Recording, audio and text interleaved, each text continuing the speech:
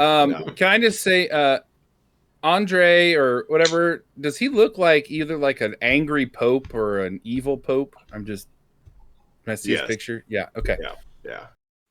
Welcome to Dungeon Brew.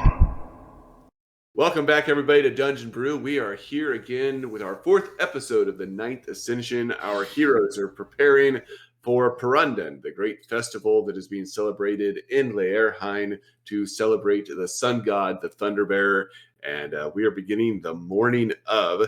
We ended last time with the party making some plans in the house of Dawn's mother, Roselia. And then they got up in the morning. They had some conversations with their old friend 𝐥𝐢𝐤𝐞 to learn some of those strengths and weaknesses of a few members of the Ninth Council who they are hoping to infiltrate in order to swap out the scrolls for the Carrion Council. And so I think that we're starting our morning off coming to find 𝐸𝐤𝐤𝐞 Caligula wandering through 𝐸𝐸 looking for 𝐸𝐸𝐞, the brother of 𝐸𝐸𝐤𝐞. So the sun is high. It's a beautiful day for the festival. Outside of the city walls, most of the Ninth Council and citizens are preparing the events to take place out on a little outcropping of land that sits in the Naboo Sea, just outside the city walls. But you're in the city right now, kind of walking the streets, hoping to catch sight of 𝐸𝐸𝐞. So I guess roll me a perception, a wisdom check here, and let's see if you can spot him with all the hustle and bustle of people moving around, 𝐸𝐸𝐤𝐞. A critical success right out of the gate. That's a good way to start it off. All right, so it doesn't take you long. A lot of folks are moving in and out. There's a lot of hustle and bustle. Food's being made. Eggs are being boiled. There's wreaths that are being crafted. A lot of the children are making lanterns to set off on the lake. And so they're in the streets laughing and giggling and creating things. A lot of joviality in the air. And very soon you're going to see 𝐸𝐸𝐞 walking. I was always heading towards the walls to exit to join the rest of the Ninth Council on the outside. He is a tall man wearing a blue undershirt with a brown overcoat. He has a bronze sword strapped to his back. His hair is bright orange, much like that of his sister, 𝐸𝐸𝐞, and his eyes are extremely bright blue as he's watching everything that is transpiring around him. Almost clean-shaven, young, very, very young in comparison to most individuals in 𝐸𝐸. And you know that he really is only about 40 years old, 40 or 50 years old, which is considered quite young in regards to He's kids. just a boy. Yeah. So as I'm strolling up the street looking for him, I spot him. Mhm. I'll try and flag him. Say, 𝐸𝐸𝐞, a word. And his eyes will dart in your way, almost kind of shocked that you're addressing him. Of course, 𝐸𝐸𝐤𝐞. What can I do for you this morning? And he'll move in your direction and come directly to you. So you guys are kind of standing in the middle of the street, lots of people moving around you. I had something to discuss with you about the festivities this evening. I was wondering if I could buy you a drink and tug on your ear for a bit.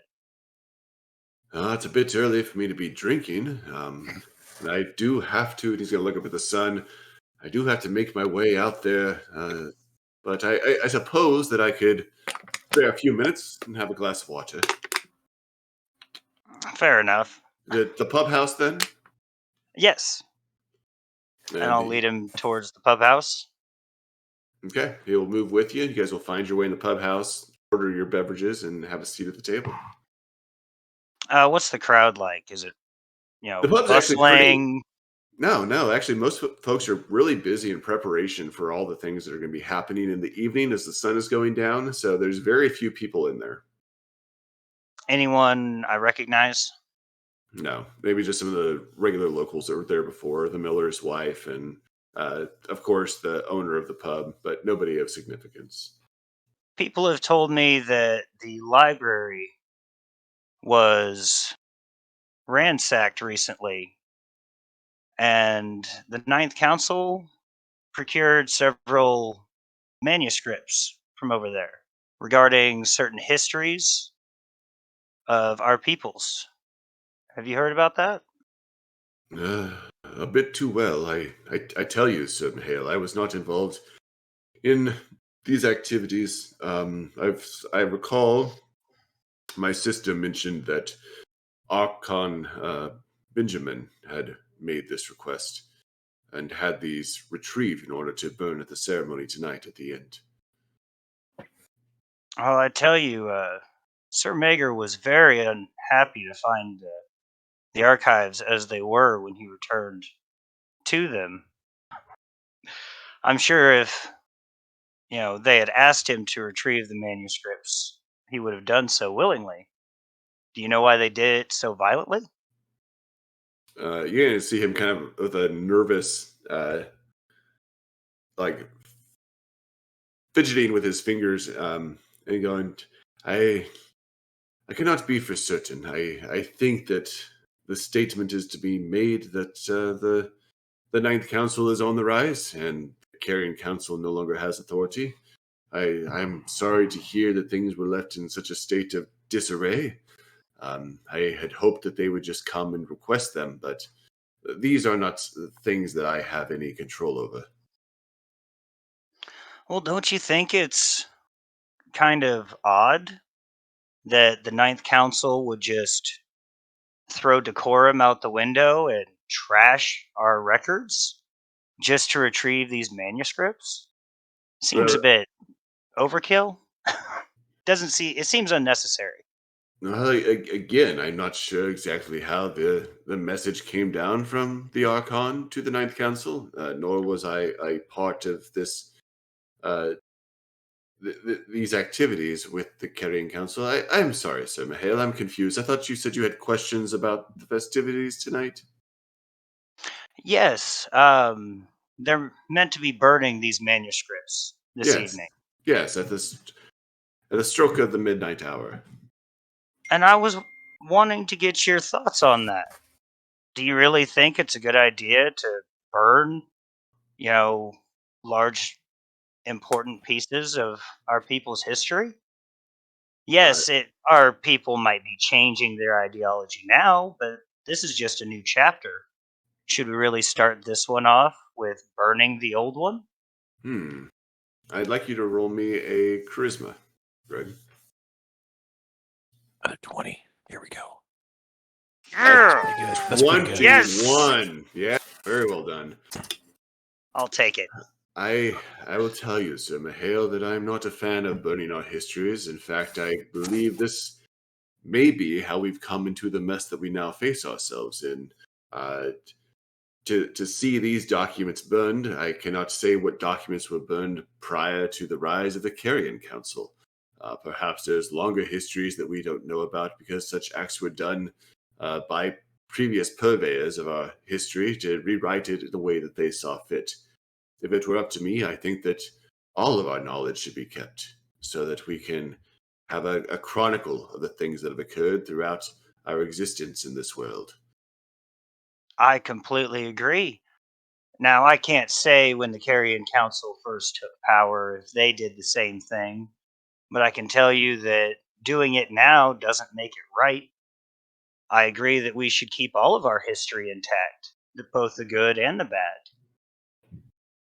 What is it that you're proposing to me? Well, Nemeth, I was wondering if you might help me preserve that history. I imagine you have a plan and are hoping for me not to come up with one on how to do such a thing. Of course not. More judging your reaction. Um, no, I was hoping that I might get your aid in retrieving the scroll that your sister currently carries about her person. I believe that she's holding the Stygian Codex. I believe that she would listen to me if I were to propose something to her, but she is much more devout to the rise of the Ninth Council. I cannot see her just giving it up willingly. Well, maybe she doesn't have to know. If she throws a scroll in the fire, does it matter if she knows what's on the scroll? Well, I don't necessarily carry scrolls around on my person to swap out one with another.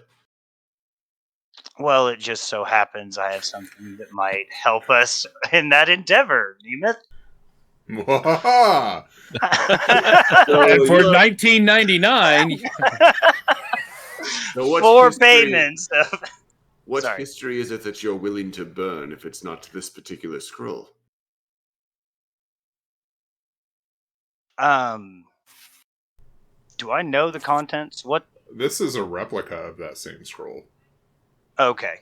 So that we're Um, not burning anything, really. Okay, so yeah, this is a replica of the one she has. So as far as she's concerned, she'll think she's burning the histories. But Okay. the true history should be preserved. So you would like for me to take this replica, swap it with the original without her knowing, and then return the replica to Dawn? Or return the original to Dawn? Yeah, that would be fine. I mean, he's the keeper of those things. Roll me another charisma. No, just Oh, slightly God. underneath the thing. I'm not sure that she will be easy to persuade to swap it, and she carries this on her person quite closely. I feel like I need to give her something of value or have a better story to provide her. It's not that I'm opposed, but my sister is quite cunning. Do you have nothing else that I could persuade her with besides just this replica? Something that I could maybe have a conversation with her and just give her another scroll and the replica, perhaps. Yeah, I'll offer Nemeth the Embrace of the Green Realm scroll for his sister to burn, if she would like. Okay, so you're providing her this scroll as well as the replica, perhaps. Go ahead and roll me another charisma with a +2 on it, Greg. I'm afraid that I need one additional scroll. There we go. yeah. Just keep adding scrolls out of my bag. I can see her being persuaded by this. I will do what I can, and I will have the scroll hopefully on my person this evening to return to you, so you can preserve whatever history we might. I do not know what the future will hold, but I agree with you that we should not erase our memories. Thank you. It is nice to know that at least, there's one of a like mind within the council. Well, for what it is, our families will be bound together within 𝐸𝐻𝐻𝐼 for many years to come, and we must be able to work together. There should not be feuding amongst us if we are going to see our people safe and be protected under Volos's guiding embrace. As you say. And with summer coming on us, now is not the time for division. Well, he will retrieve both of those from you then, take a sip of his water that had come to him, and then make his exit to continue on about his day. All right, very well done. Anything that 𝐥𝐤𝐤 or Eretmir or Dawn want to do before the festival in the evening? Dawn is just going to be spending time with Need working on their lanterns, basically. So he's just taking the morning to spend time with the family. Okay, very good. Yeah, 𝐥𝐤𝐤 Need is super excited about attending this and being able to go. She's giving extra care to her lantern to be able to set off on the water. Go ahead, 𝐥𝐤𝐤. 𝐥𝐤𝐤 is he's going to be in the temple, and he is going to make sure things get locked up, make sure he has his key if needed, and just one more time, well, multiple times, going around the relics, and just kind of making sure he memorizes everything as much as he can. Specifically, shortest paths, distances, even though he's done this 100 times, making sure he knows ways in and out of that first floor as quickly as humanly possible. Okay. And you had If talked the need previously- arises. And so you talked previously about borrowing some of these relics, but at this time you're not taking that. You're just locking everything up and making sure you know everything. At this time, I'm not taking anything. Just in case. There's still a long time before everything takes place this evening. He would not want to be walking around with those things on his person. Okay. So. All right. And Eretmir. The only thing I can think of is would Eretmir would anyone that had talked to him about 𝐥𝐤𝐤𝐤, I think that's who I have to drink with, what his drink of choice is? I'm just He is a wine man. okay. All right. Okay. All right.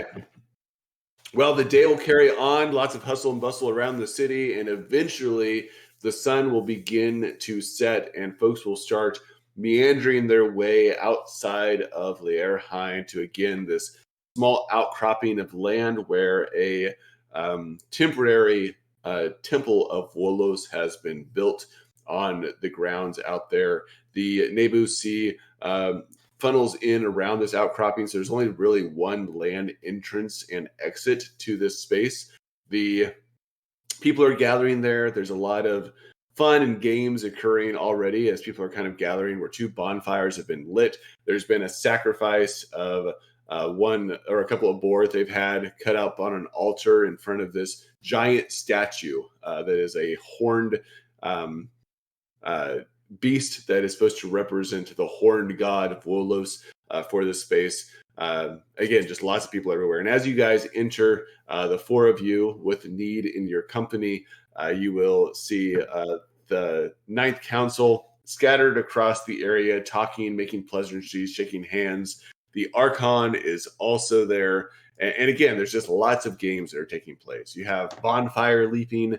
There's nighttime. There's going to be a nighttime lantern release that's going to occur pretty soon. There's garland dancing competitions. People are at a table just weaving different types of herbs and vegetation together to put on their head and dance with. There's tug of war taking place in one area. There's what's called egg rolling, where people are rolling eggs as far as they can across the grass through all these like different rocks that have been set up, and you have to make it from one end to the other without cracking an egg. There's wrestling matches. There's divination games with several different types of petals that you throw down. It's a type of petal divination. And then, of course, there's some drinking games that are also taking place at the festival. The official festival has not started, but people have started playing games and, again, conversing and hanging out with one another. The lantern release will occur first before the Archon gives a speech. So you guys have some time to kind of meander around, socialize, talk with people, and play a couple of games before the lantern releasing event. I guess first question, did we all arrive together? It's up to you if you guys wanted to. You could have arrived separately if you wanted. I don't think Dawn would have. He would have arrived with me. And I assumed as much. That's why I asked. We're going to get a corn dog. Okay, fair enough. 𝐸𝐴𝐻𝐼NE's just going to greet his fellow party members as he comes in. And just kind of taking stock of which council members are here, specifically looking for the ones that have the scrolls that we want.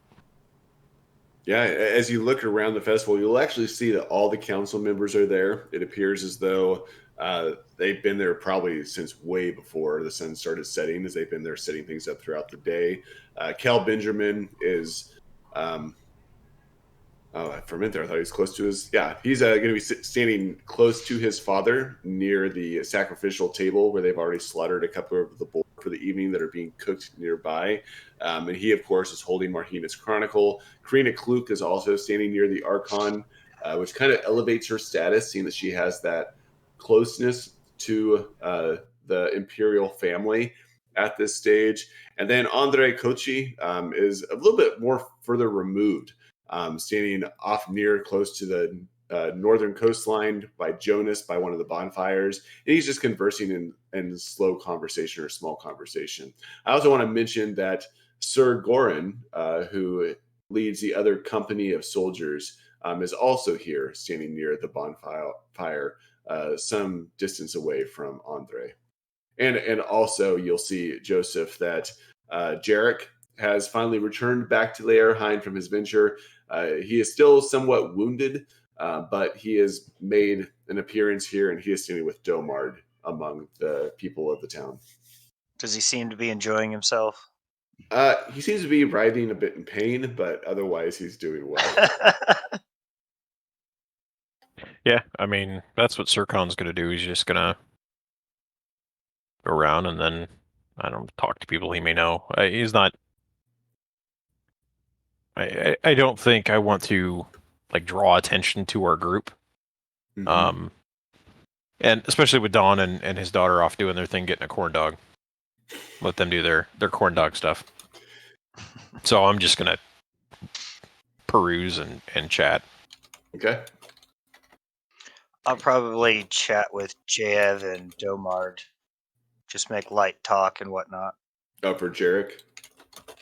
Yeah. Yeah.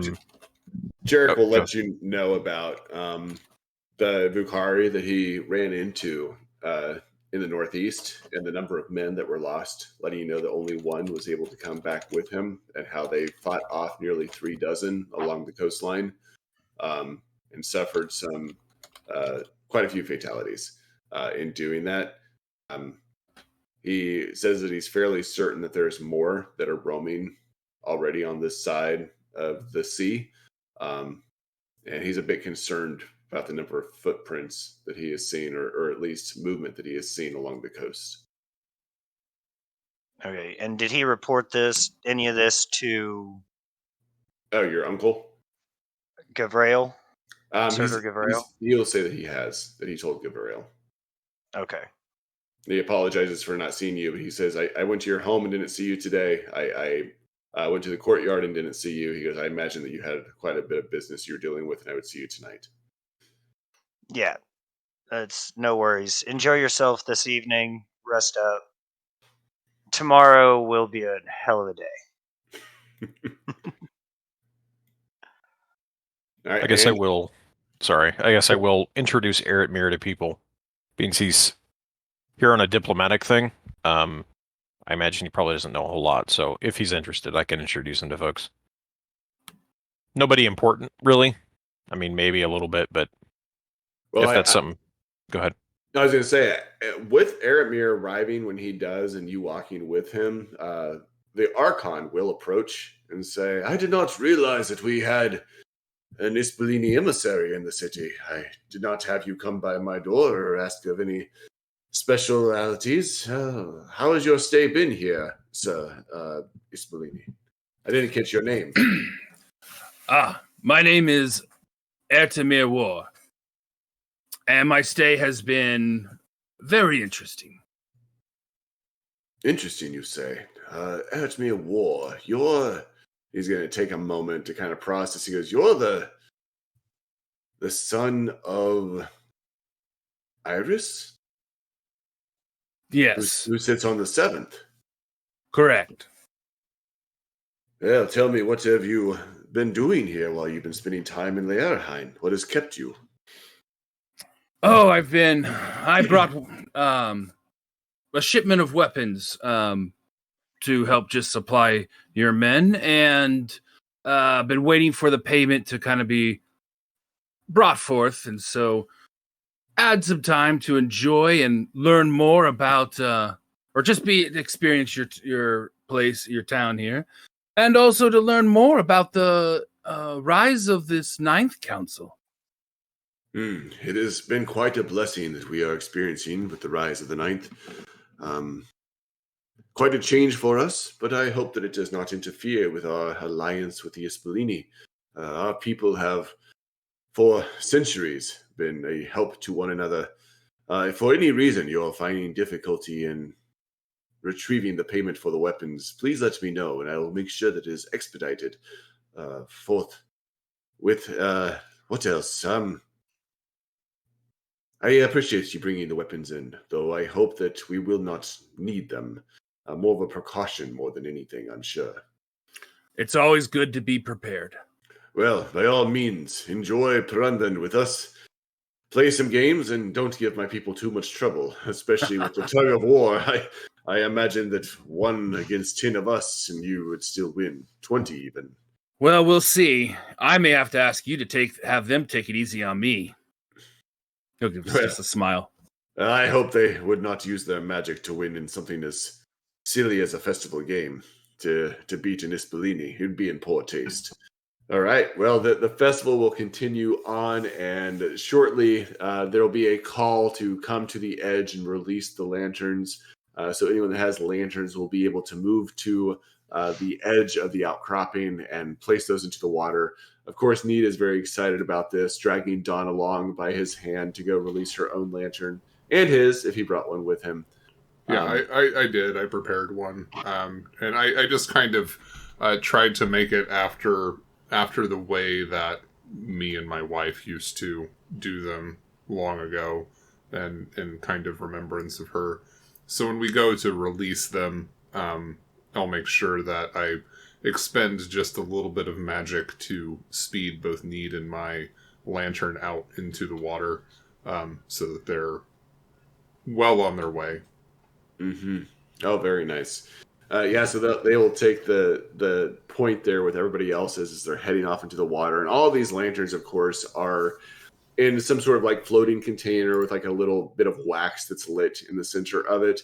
It's supposed to bring good luck and love and protection for the year to come. It's kind of this ritualistic thing that's always been done about like getting rid of negativity and kind of embracing this increasing power of the sun on the coming solstice. And this is done right at the sunset, so as the water's kind of losing its light, the lanterns are going out there and shining over the blue water between you guys and Ryan. And with that event taking place, you will then hear the Archon speaking up from behind, addressing everybody. Citizens of 𝐤𝐤𝐤𝐤, welcome to the celebration of Parandan.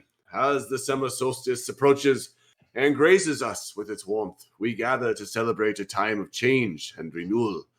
I declare a new era of understanding as we as a people formally shift our devotion to Volos, the protector of the eternal Phalos, who we now remember gifted us with our incredible power in agelessness. In respect, henceforth, we need water. Archon stops taking a drink. The Archon dies. I didn't poison him. I did not poison him. The Archon. Oh, man. Okay. In respect, henceforth, dragons shall no longer be met with hostility beyond our city walls, unless they pose a clear threat. Let the decree symbolize our commitment to coexistence with Volos' children and harmony with the world in which we live. In respect, henceforth, dragons shall no longer be met with hostility beyond our city walls, unless they pose a clear threat. Let this decree... Well, that was weird, John. Never mind. I just saw the whole thing come over the screen. I'm like, of something. Let this decree symbolize our commitment to coexistence with Volos' children in harmony with the world in which we live. As we revel in the festivities, may this festival be a beacon of unity. We embark on a journey of shared destinies and boundless possibilities. No longer will we call ourselves dragon killers, but instead we will be called dragon men. Enjoy the celebration, for it marks not just a season, but a promise of harmony, prosperity, and a united 𝐤𝐤𝐤𝐤. And then a song will then erupt, which will be the ancient song of Parom, the Thunder Bear, singing about his creation of all the living creatures, all the mortals and beings that are on Aenar. You guys will catch a small piece of that as you begin moving around, as they talk about the Thunder Bear, and Svarog, who's the high god, talking about Parom, who's the light bringer, or I'm sorry, Daz, who's the light bringer, and his weapon Mulafil, and talking about what it was like for you all to be unworthy as creations of the gods. This will kind of carry on for some time. It's a long song. I'm only giving you a short piece of it. And then they will begin the festivities again. People start moving around to start playing games and conversing and drinking and having fun before the nightly hour approaches for them to burn the scrolls.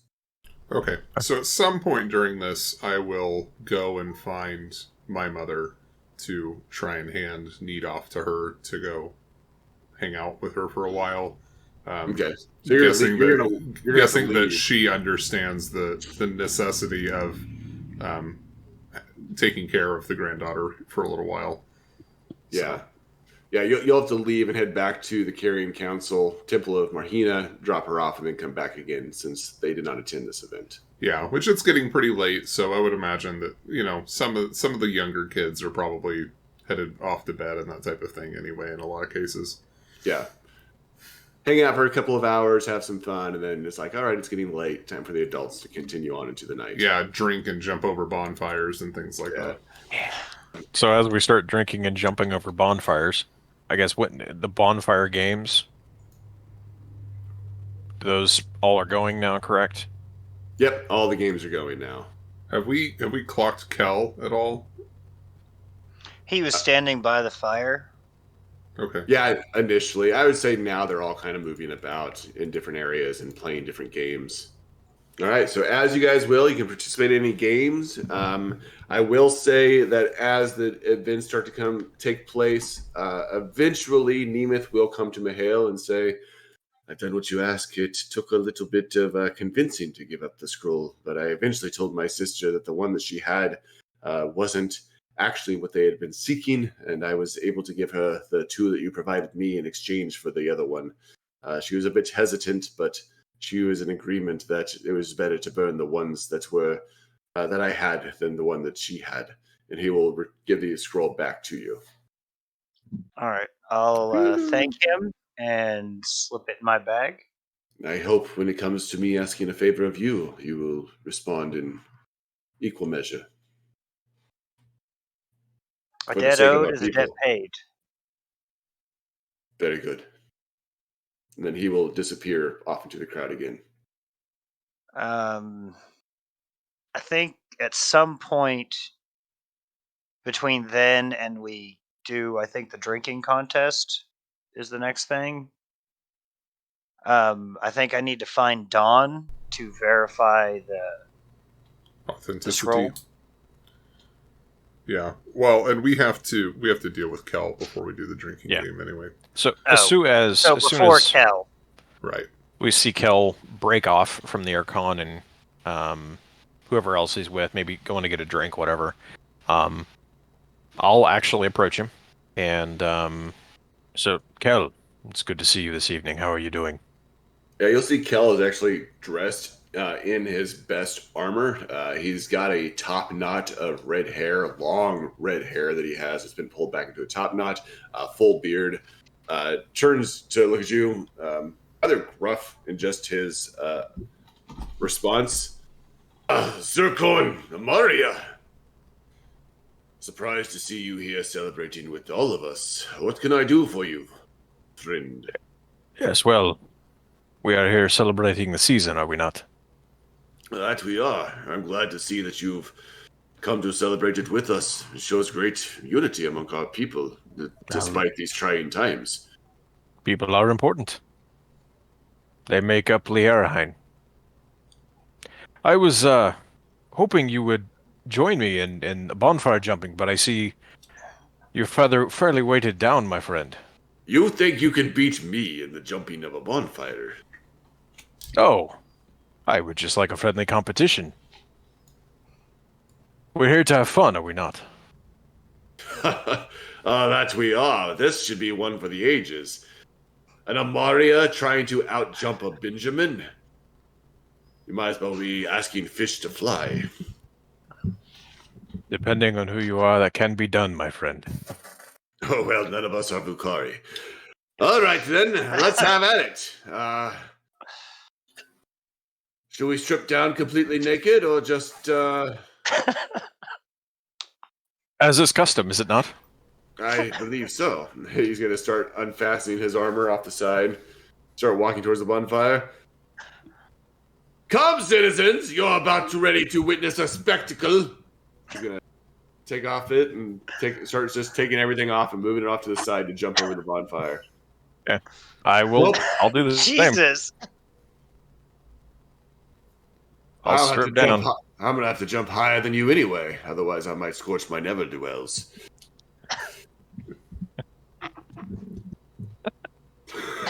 Yes, I can see that. All right, so for jumping over the fire, what you will be doing is rolling. Where'd my notes go? There we go. You'll be rolling either a strength or a dex. Okay. A strength is to jump really high. A dex is to jump with some. What's what I'm looking for? Flourish. Flare.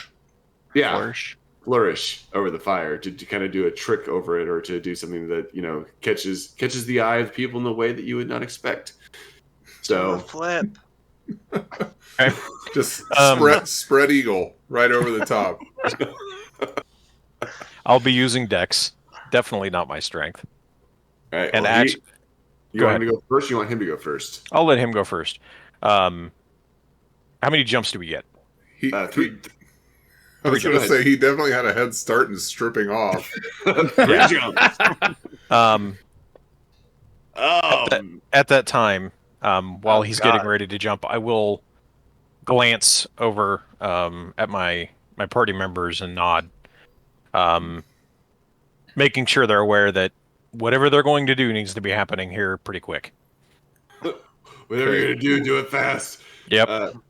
So while he's stripping Really off, cold over here. while he was stripping off, did we notice that the manuscript was among his belongings at all? Would have been in his belt, just slightly out of one of the pouches on his belt. Okay. Yeah, so he had it close on his person in that belt. Was he just like stripping off and walking and throwing clothes on the ground over the course of like 20 meters, or did he make a pile? Like, what's going on here? He would have made a pile over by the rock over here before jumping over this fire. So back probably behind the actual crowd. Yeah, so it's back by a rock behind the bonfire over on the east side, and then the crowd will be gathering around, so it'll be out of sight.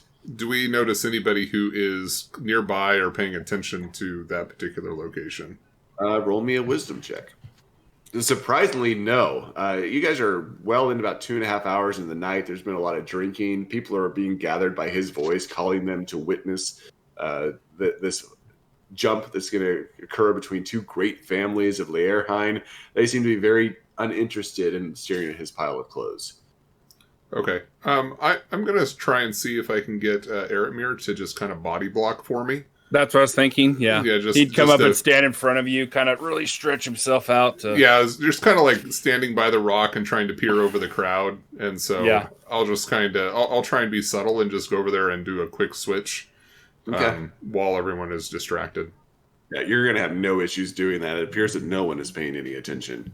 Yeah, with the Gonzo face between his legs, I imagine that most people aren't paying a whole lot of attention.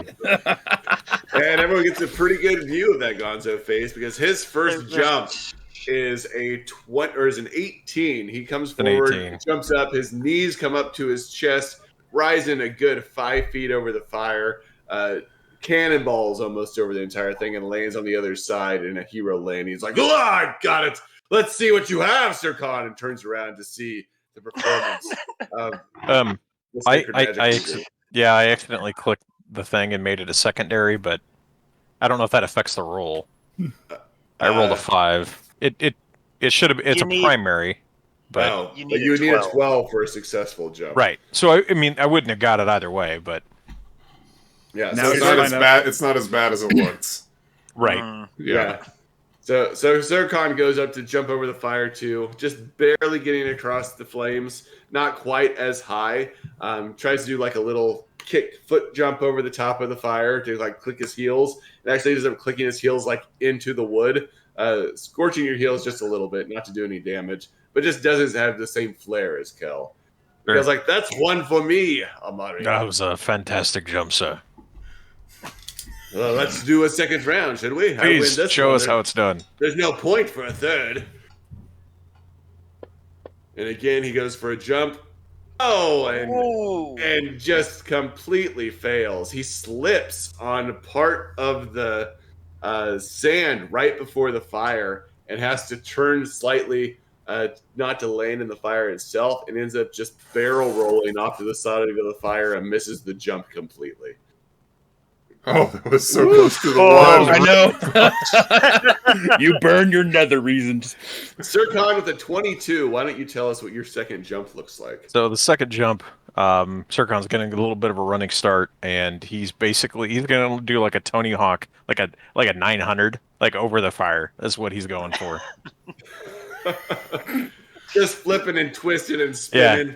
Yeah. Doing a 900 from Skate 2. Man, the crowd is just loudly voluminous in this, just like yelling and shouting and screaming at the insaneness of what's going on. We're now up to the final round between the two, the final jump to see who wins the competition. Okay. And 𝐾𝐨, that was a fine jump. I gave you that one, but I can't give you the entire win here, 𝐸⁠. I understand. And he prepares again and does worse. Okay, 6. You can tell that he probably drank more than he realized, and ends up running again to jump. Does not make it over the fire and ends up just tripping and sliding right over the coals, scorching the front of his chest and his stomach. And you hear him scream out loud and roll quickly off to the side, yelling for a healer. 𝐸⁠, I'm going to need you. Just explain a little bit of your life. And 𝐸⁠, why don't you let us know how well you did with that 19? So with this last jump, I will do it. Just like this flourish over the fire. I'm going to jump, but as I land, the landing and sticking the landing is where it's going to be. As he lands, he will bow, and then he's going to wink at 𝐾𝐨, and then I'm going to search for Katarina and wink at her. Katarina. And then wink at her. Karina. Thank you. You're winking with your brown eye? I'm going to wink with my brown. He's winking at anyone named Katarina, Katarel, whatever. They're all getting winked. Any Everybody's getting it cool. You're a future wife. All right. The Archon's just shaking his head at this point at his son, who's made a complete fool of the Imperial family, being destroyed in this feat. But you will see Karina make eyes with you, 𝐸⁠, and nod with a smile, and she'll wink back at you. And then I will assist. I'm not going to spend any mana on him, but I will help him up. I don't know if I can expend a little bit of healing energy and just to take the sting away. Yeah, give him a bandage. I want him to live with the humiliation on the front, but I'll take the sting away. Yeah, maybe just 1 mana, and you just kind of give him some Tylenol. You just pain medication him, just right. Yeah. All right, perfect. All right, I think that moves us over to 𝐿. That was glorious. As these gentlemen find their clothes again and redress, and it sounds like Don was successful in swapping out the scroll with one of the fakes.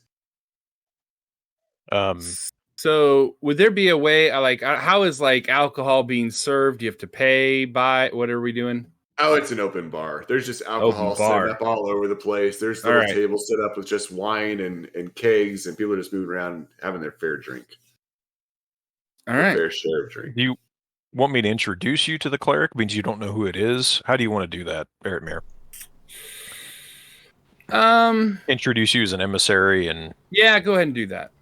You kind of just along the lines of, you're rumored to be able to handle your drink well. Have you ever drank with an 𝐸 before? Right, exactly. Yeah. Well, he's going to talk like that, but he's also going to say he's interested to learn more about the Ninth Council so that he can take it back to his people so they can learn more. So to kind of intrigue him into wanting to talk with me and drink. So I'll walk with 𝐿 and introduce him to... I'm horrible with names tonight. I'm sorry. Andre Kochi. Andre. Adele. Yeah. I'm going to introduce him to Adele. To Andre, as, somebody, the 𝐿 being an emissary interested in learning about the Ninth, obviously not my area of expertise. And he was interested in somebody who could hold his drink as see if somebody would drink with an 𝐸. What a fine way to end the evening, drinking with an 𝐸. I've never had such a pleasure. Good to see you there, 𝐿𝐷𝐼𝐸. I am Andre Kochi, and I would enjoy drinking with you. Telling you all about the history of the Ninth Council and learning and letting you take these teachings back to your people to hopefully educate them as well. I'm excited. Plus, I'm eager to try the fine wines that you have, and I've heard you're quite a connoisseur. Oh, that I am. I enjoy the blackberry currant. I enjoy the honey mead, especially. But there's nothing quite finer than the squeezed, the red grapes mixed with a bit of turnip that is prepared by the pub house's owner's wife. I can't remember her name, but it's very great. Nothing like having a bit of turnip in your wine. You lead the way and pick the drink. All right, so he's going to walk with you and to one of the tables with wines, to almost like you guys are doing a wine testing and just like having a little bit as you're walking along and talking.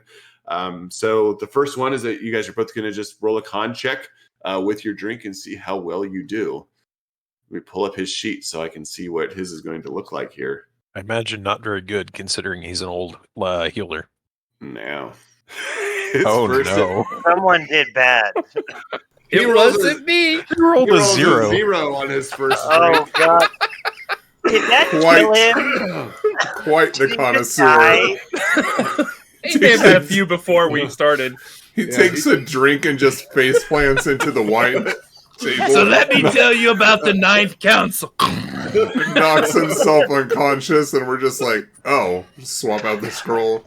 So that is a solid failure on his point for his first round of drinking. He downs it, and he starts choking out some garbled, mumbled words about the Ninth Council. You can't really understand it. Something about how we've always been here. We existed before. It's kind of like how you hear some people be like, Baptists were here before Jesus existed. Like that's where he's at. He's like, we have been here since before gods even were gods. Just when the Ninth Council wrote their scripts, and we should be honored for what we know. And so he's just like mumbling as he's drinking out this wine. You just drink it. It tastes extremely weak to you. Like whatever he's giving you is like watered down cranberry juice. You're not even really sure how this could be called alcohol. And you're like, come on, let's see what's next on the table. So he's then going to move you to the next one, which will be a honey mead to drink, and we'll roll another check. All right. I think after that first, I'm going to kind of look at the others and be like, hey, and be ready whenever. Be ready whenever. He's going down. 𝐿𝐷𝐼𝐸 doesn't even try and like hide that. He just says it out loud. You guys just be ready. Oh, the next one with the honey mead is actually a success on your part, right? Yeah, yours is a primary, right? Mm-hmm. It's not a primary for him. So he Oh, he fails his second roll with that poor 12. guy. He can't succeed unless he criticals. So he's like stumbling along, drinking it, hanging onto your arm as you guys are moving along to the next table. At this point, you can't even understand the words that he's telling you. Like before, it was a jumbled mess of incoherent thoughts. Now it's just a mumbling. Like at this point, you're like, this old man needs a bed, and he needs to lay down somewhere till sunrise. But he's insistent that you move forward to the next table, which will be a white wine. Okay, I was going to say, is there a table that's maybe more secluded away from everyone that I can lead him to? Yeah, there'll be one more off towards the back that you can lead him towards. All right, I'd lead him towards off to the back, and yeah. So he's trying to get you to go towards like where he thinks the stronger alcohol is, and you're like, no, let's go over and try that one over there. I've been wanting some of it. So roll me a charisma with a +2 to convince him to move to the other one. Oh, God. The secondary. Yeah, so you're not successful in convincing him. He's like, let's go get that drink over there. You're like, I really want to try that one. I thought he was barely coherent. And he's like, no. You ever fought a drunk person? He's like, we'll have that one over there after we have this one. And he's all like, right, that'll pulling work. you to try the third one. So he meanders you over there and roll another con for the white wine. I will say it, boy.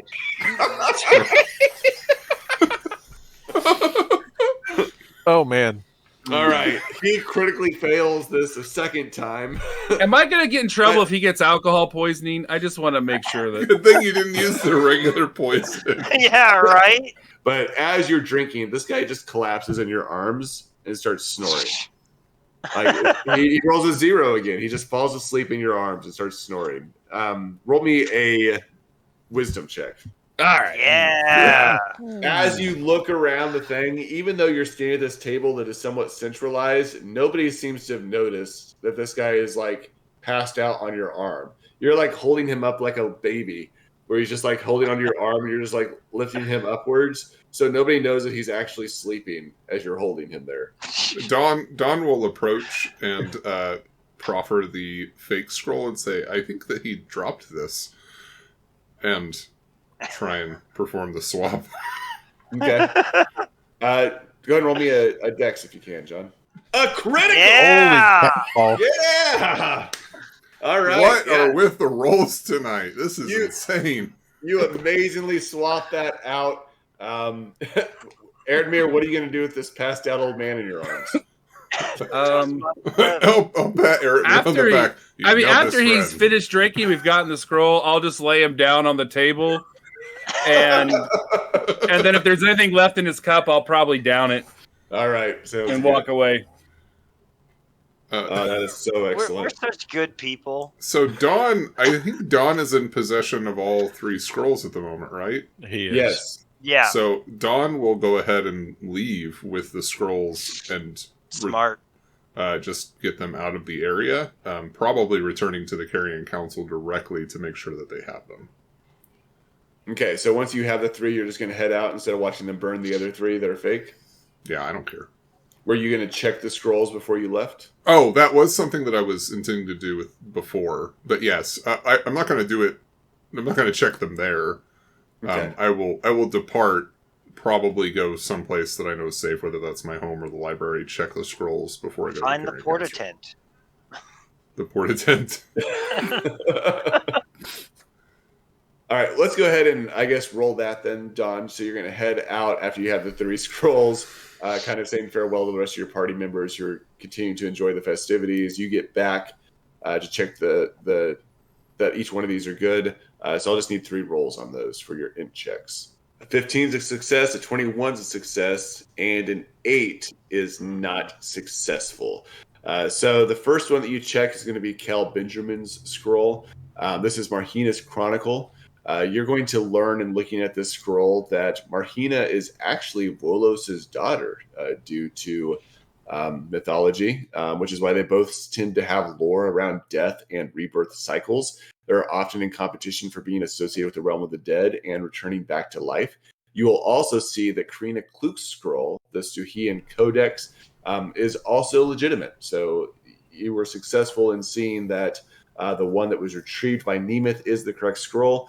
And this one talks about how Volos once kidnapped the son of Perum, the Thunder Bearer.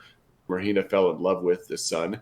And then when she stopped loving Marhina, she murdered that son, and that caused an endless feud between her and Volos. And then the third scroll, you are able to tell that this is the legitimate one, but the language is a little rough. Even in the ancient codex, you're really not quite sure. So your failing doesn't tell you the fullness of what that scroll means, but you do know that it's legit. Okay. And that's sufficient for my purposes. So verifying that they're all legitimate, I will then take those to the Carrion Council.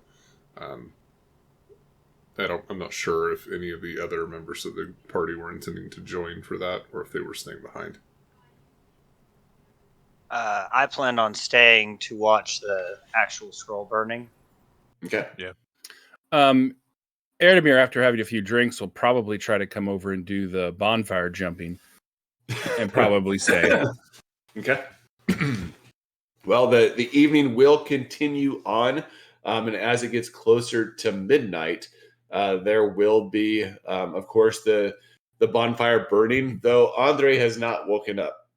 He is passed out cold, and so eventually one of the other members 𝐥𝐢𝐤𝐞 will come up and find him and find the scroll and pick it up and go and take it to burn it. 𝐥𝐢𝐤𝐞 has no idea what this scroll says, but there will be a big announcement from the Archon. They will burn the scrolls, throw them into the fire, and you'll see kind of the flames kind of crackle and go up as they toss it into there. And it's about that time that the scrolls start burning that you guys hear a horn bellow somewhere in the distance, and several animals start coming from all different sides. And that is where we are going to pause for now and take our short break before continuing.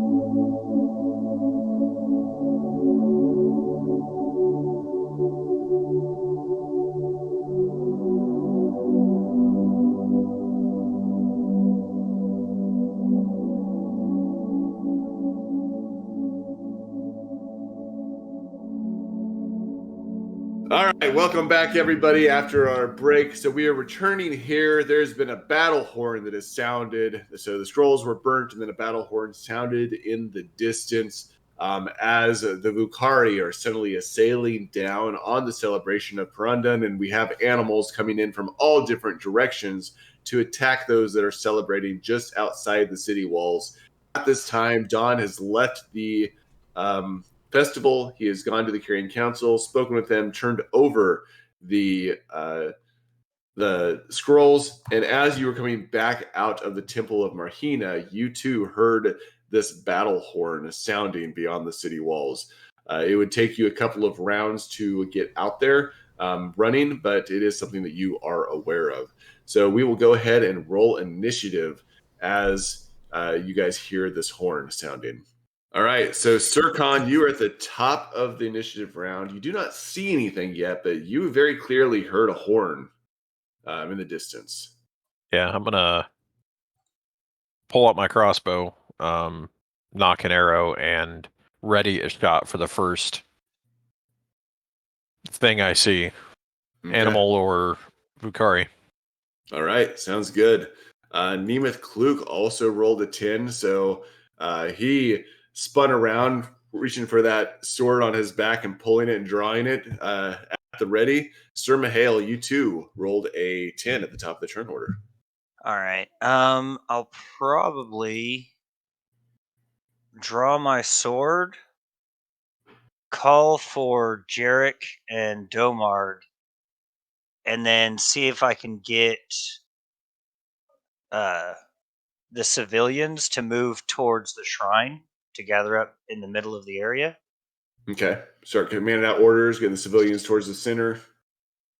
Yeah. You want where like do a you check or anything, or where do you want Jarek and Domar to move to?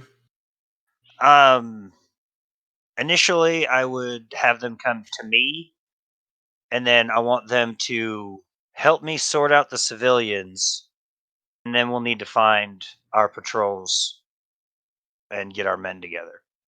Okay. So, yeah, roll me a charisma. Yeah. You're over the sound and the festivities. People are still kind of shouting and yelling, and the citizens are all now kind of getting there's a lot of din going on as they hear this horn. They're turning around trying to figure out what's going on. Your messages are being lost in the fray. Yeah.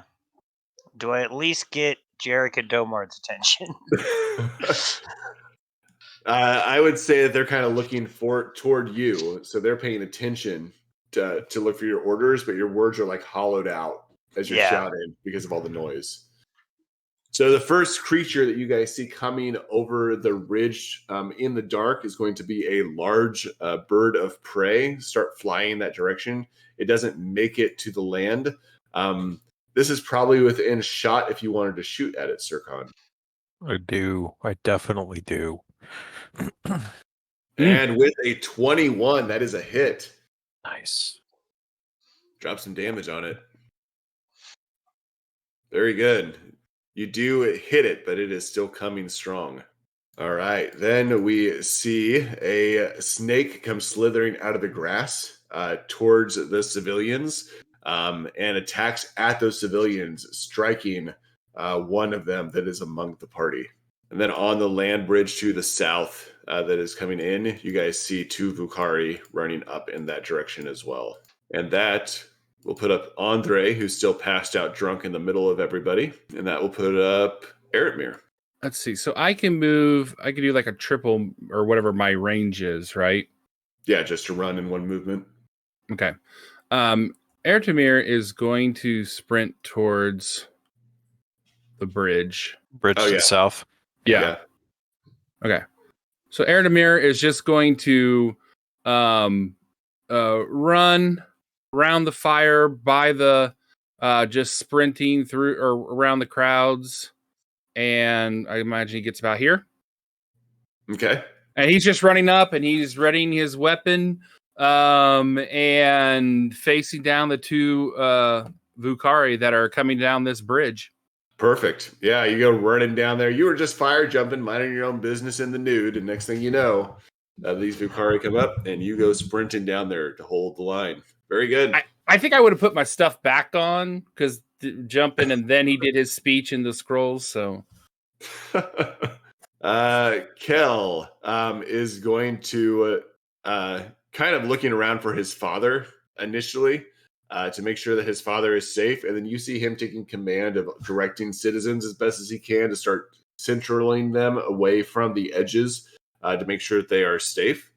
And then you will see 2 of the crowds start kind of following his orders and getting towards the center of the group. All right. Then we are going to have a spider that is going to be coming out. Oh, watch out for those guys. And it too moves up on one of the crowds that is up close and ends up hitting them.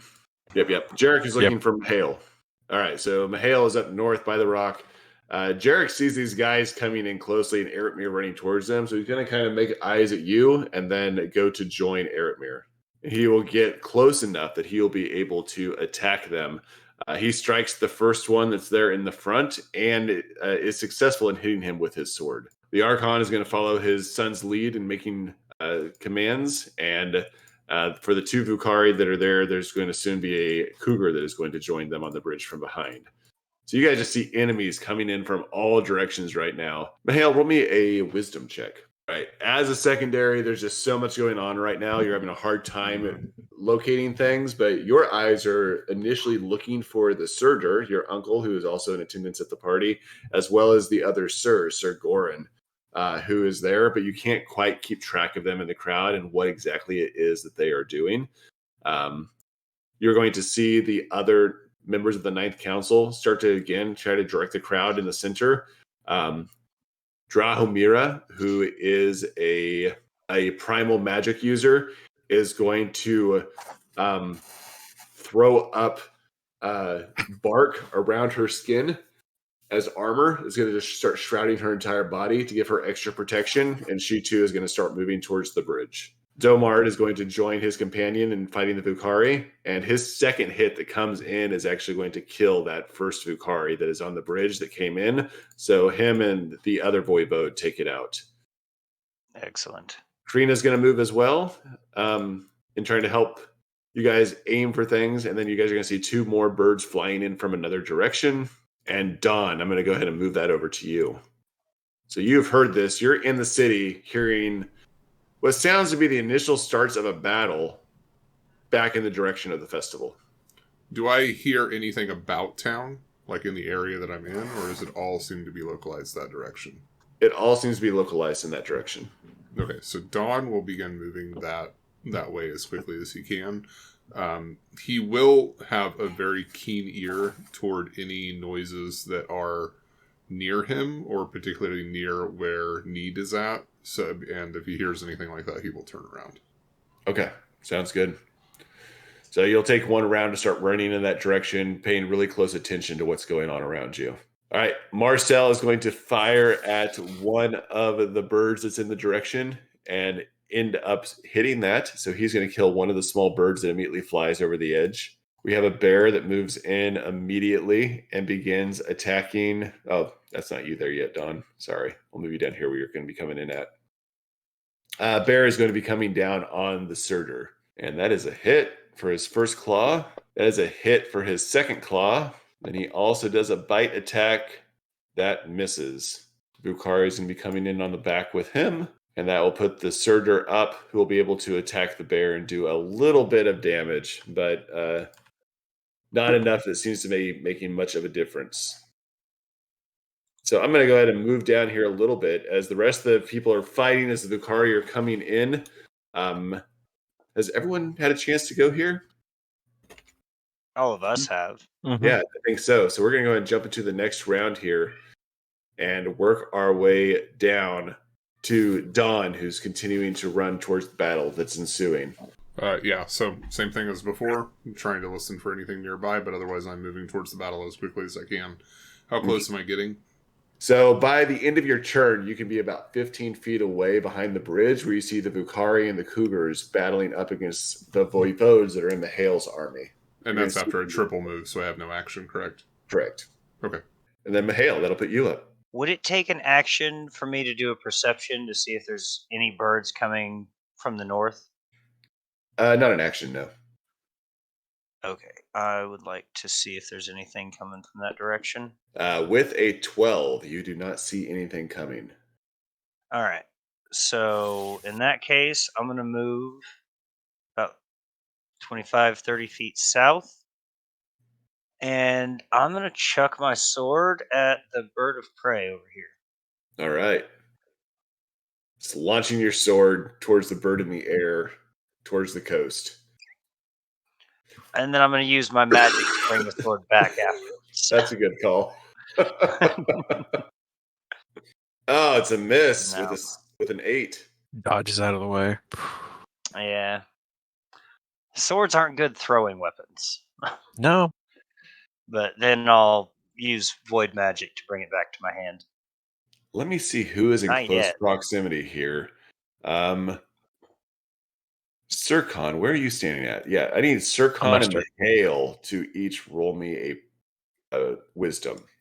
And that is a success by both of you. You see out of the corner of your eye, Sir Gorhan move up behind 𝐸𝐸𝐞. He pulls out a dagger and stabs it into 𝐸𝐸𝐞's side on the battlefield. Nemeth Okay. immediately falls down to the ground as he does this. This is the other Sir that commands half of the armies in 𝐿eirhine, and you see him move up and strategically attack one of the members of the Ninth Council. Okay, since I noticed this, can I potentially use a reaction to cast a magic effect? Potentially, yes. What is it that you're wanting to do? So I want to essentially cast Shield on Nemeth from across the battlefield with Okay. Void Magic. You want to use void magic to put up a barrier? How many Yeah. mana is that for you? Shield is 2. Shield ordinarily is 2, Okay. but that's a self-cast spell, and I'm 80 feet away. I'm willing to spend up to 4 mana to do it. I don't know that you have access to third level spells yet. Yeah, that's right. So I can spend up to 3 on it. 𝐸𝐵𝐿 will let it happen. I think that you are okay to use 2 mana for that. 2? Yeah, so you can use 2 mana to essentially put up this void shell around him to protect him from that attack. All right, I will do that. All right, so as he comes in with that dagger on the side, it hits this barrier of force, unable to penetrate Nemeth 𝐿eirhine, and you see Nemeth 𝐿eirhine spin around to face Sir Goron in shock, screaming at him in the realm of, what is it that you're doing? What is this? What is this betrayal? And they begin to fight amongst each other there, with Nemeth holding his bronze sword and Sir Goron having his dagger pulled. I'm going to elbow Cole on the side. Be like, look at that. Assuming he's still next to me. I don't know if he is. I don't think Oh, Kel's Kel. Yeah, Kel. Yeah. I don't know if he still is. He I was hope barking Nemeth orders, takes so. this as we're even. Yeah, he's probably still over there. He's still barking orders, but you can point it out to him. I'll point it out. I'm not going to do anything to help either one, but I'll point it out. All right, the spider that is here is going to continue to attack these people that are in a group. Successful in doing that. They are dying. So you have the first group of civilians at 𝐿eirhine being destroyed by the snake and the spider. The Surtur is continuing to fight the bear. He is successful in making an attack on them. And then we are going to work our way down towards Kel, who's been notified of this atrocity by Sir Goron. He leaps over the fire. God, I hope he leaps over the fire. He does. He leaps over the fire with a great jump and goes running to go help his fellow member, using a double movement to get over behind Sir Goron.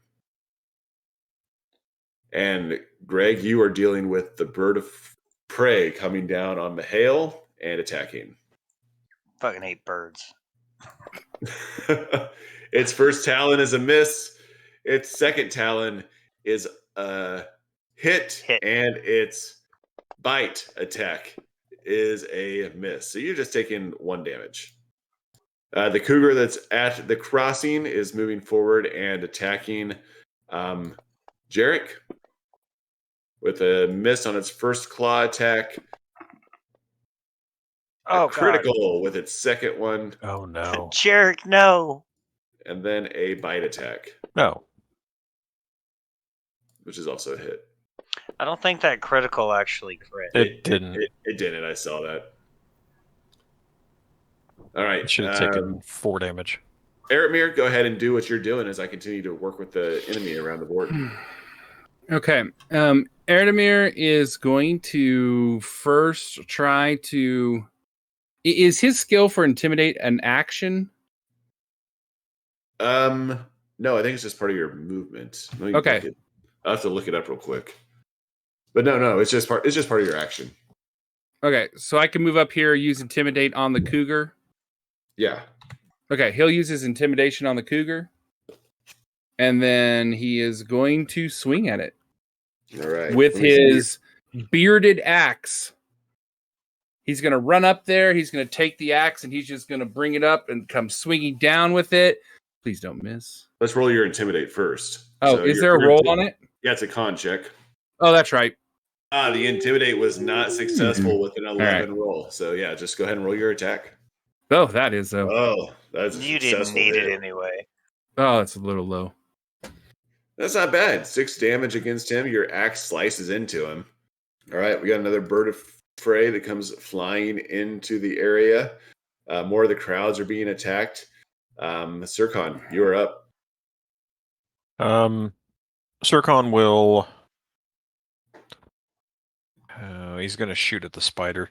He's going to assume 𝐤𝐤 can take care of himself at the moment. And he's going to go after the spider that is assisting the snake in attacking. Actually, no, I'm not. I'm going to go after the bird of prey that's attacking 𝐤𝐤. Okay. Oh, successful hit with the 21. Ooh, nice. Oh, yeah, that kills it. Very well Nice. done. Yeah. And then he's going to move here and tell these people to get with the others and launch another arrow or bolt. He will move, so he'll move south about 20 feet, 15 feet, I guess, technically, because I can only move half now. Instruct this crowd to gather in the center, and then he'll notch another bolt. All right. Very good, very good. We see the crowd, all of them start moving towards the center like you guys are instructing. Many members of the Ninth Council are stepping around them, fighting off other enemies that are coming in from all directions. Andre has been dragged off by the crowd, also there, passed out unconscious amongst them. At least someone grabbed him. It seems as though we have several members that are all around the place. The Vucari that is standing in front of 𝐸𝐻𝐵𝐺 ends up morphing and changing itself into a giant ape. I was hoping he was going for a shark again. And we will then start up another round with the different the different Ninth Council folks are fighting folks, and we're going to put the cougar up first down here fighting against you guys. The cougar is going to throw a claw at Jarek and successfully hit him, which will drop him. His second claw is going to go at Domard, which is also a hit. And then he is also going to bite at Domard. Oh my God, just destroying the Voivodes over here in the corner. You need to train them better. One of these birds of trays is coming back to get into 𝐸𝐻𝐵𝐺's hair. Oh God, The Jarek. back hair, no. He's coming at you with 2 talons and a beak attack, which is going to be a hit and a miss and a hit. So you're going to get 1 claw attack and 1 beak attack, 𝐸𝐻𝐵𝐺. Jeez, max damage on both. Kel is up here fighting 𝐸𝐿. 𝐸𝐿 was not ready for him to be coming up on him, so he is successful in injuring 𝐸𝐿. And Nemeth, they're just waylaying on him at this point, back and forth, battling each other. But you guys' attention is probably more focused on 𝐸𝐻𝐵𝐺 and the Voivodes down on the south, where the great ape begins to claw and bite at 𝐸𝐻𝐵𝐺, who's standing there in the front. So he swings a claw that is a hit, another claw that's a hit, and a bite that's a miss. So he's going to be able to get those 2 claws down. And with them, that is going to do some additional rend damage. 𝐸𝐻𝐵𝐺, you are struggling bad. 𝐸𝐿 is going to use magic at this point. It's just a flesh wound. 𝐸𝐿 is going to cast bark skin on himself as well. So you're going to see his skin covered in bark as he's fighting the other 2 members up here at the top. And as Domard fights the creature and the Surtur is fighting the bear on the side, we're going to go ahead and move forward to who's next on our list here? Don. All right. I'm going to close the distance just a little bit here. And I'm going to cast Wither and Bloom. Oh, very good. Describe that to us. What does that do? So what this is an area effect spell where I am targeting specific enemies within that range, centered over by 𝐸𝐻𝐵𝐺 and the 2 Voivodes. So I should be hitting the Great Ape, the Cougar, and the Bird of Prey and if they fail their saves, they're going to take some necrotic damage, and then I'm going to use that necrotic damage to try and heal 𝐿. Very good. Yes. Saving throw is Constitution for all three of them. I am pretty sure that is going to be a fail on all of them. So each one will take 7 necrotic damage. Oh my gosh. Right, so after the damage is done, 𝐿 will get to roll 1d12 plus 2 and heal that amount. Yes. Roll a 12. You jerk. So he rolls a 2 plus 2, so he gets 4 life. All right, let's see. So after dawn, there'll be some more movement from the spiders and the snake that are in the area. But we will see that the other members of the council are able to make pretty quick work of them. 𝐿, you're going to be up next as some of the creatures begin to fall around the area. All right. On that intimidate, is it just one encounter, and if it fails, I can't use it again for this encounter, or can I try it? Is it just once it's successful, it's no longer? It's just once an encounter. Yeah. Okay. All right. So 𝐿 will continue to try to take out the cougar, and he's going to swing his bearded axe again, hoping to land it right in his side. Or not. I'm going to have to do some more training with that axe. Yeah, that's about it. All right, 𝐸𝐵𝐿. So, how are Nemeth and Kel doing in their fight with Gordon? Are they holding their own? They're holding their own against him right now. All right. And what about 𝐥𝐤𝐤? How's he doing? He is injured right now, but he seems to be winning against the bear that he is fighting. I think I'll probably just have to spend my turn moving. I moved south towards the stone bridge, getting behind the bird of prey that's been threatening 𝐿. All right, very good. 𝐸𝐵𝐿, that's going to put you up. You're still on the west side of the battlefield. Yeah. I'm going to move straight south again. Probably only another 15 feet. I'm going to try and shoot that cougar. Remove it from the equation so it stops threatening Domard and Jarek. Yeah, that's what I'm going to do. I'm going to shoot at it. It's with a 12. Yucks. That's a miss. All right, that's going to put us into another round with Dawn at the top of the round. All right, I will step up behind the cougar and stab it with my wolf spear, flanking with Domard. That is a hit. There you go. Oh, low damage, but that seemed to be enough. It was enough to kill it. Yeah. Fantastic. I'll put up 𝐸𝐵𝐿.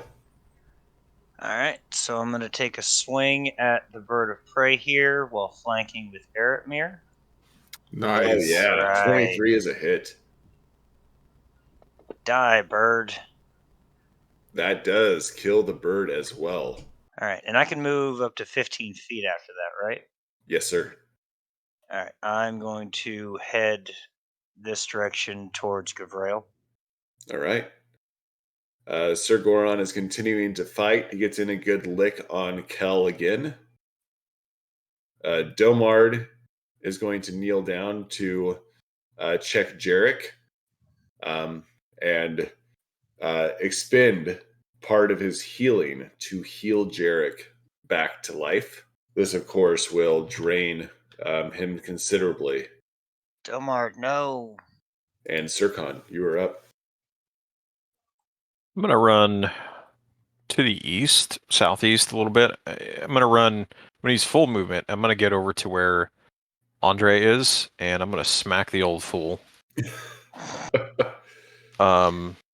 Wake up, you old bastard. Your kinsmen need help.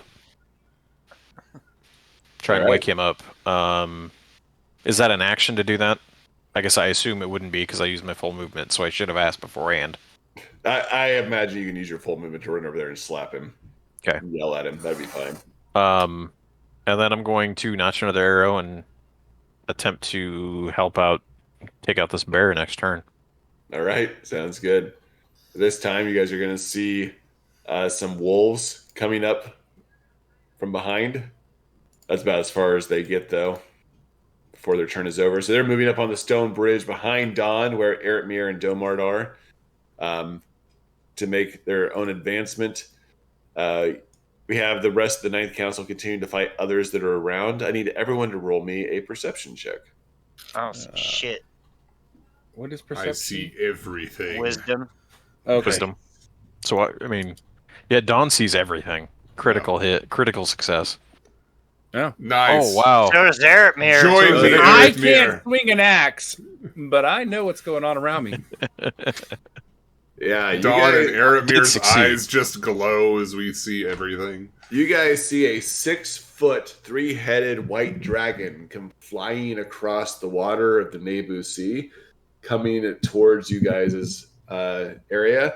Coming in fast. It's going to be there within a couple of rounds. It's fine. Coming from our north. Yeah, from your north. As we see that, I'm gonna yell, Mahale, where the hell are your troops? It's a really friggin' good question. All right. This Vukari that's on the edge, you guys see turn into a terrifying looking beast with horns that are sprouting from its head, growing 8 foot tall, hair sprouting and muscle, showing the strength of multiple men. As it snorts and roars in every direction. For those of you that are aware of the Vukari and have spent time on the battlefield, this is a Bais. It's one of the most feared creatures of the Vukari that they can transform into.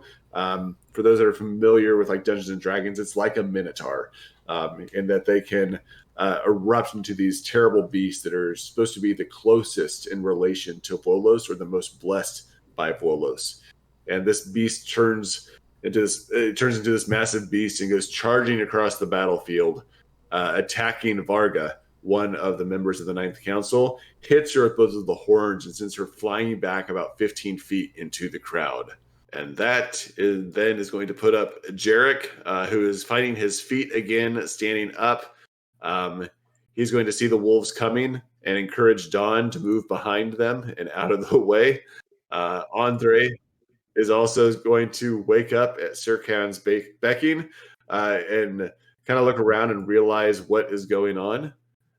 And the bear is continuing to attack the Surtur, who is getting continuously waylaid on him. But as the exchange occurs between the Surtur and the bear on the end, he will end up defeating the bear and killing it. All right, so moving down the line as more battle is taking place and people are moving around. Eretmir, you are going to be up next.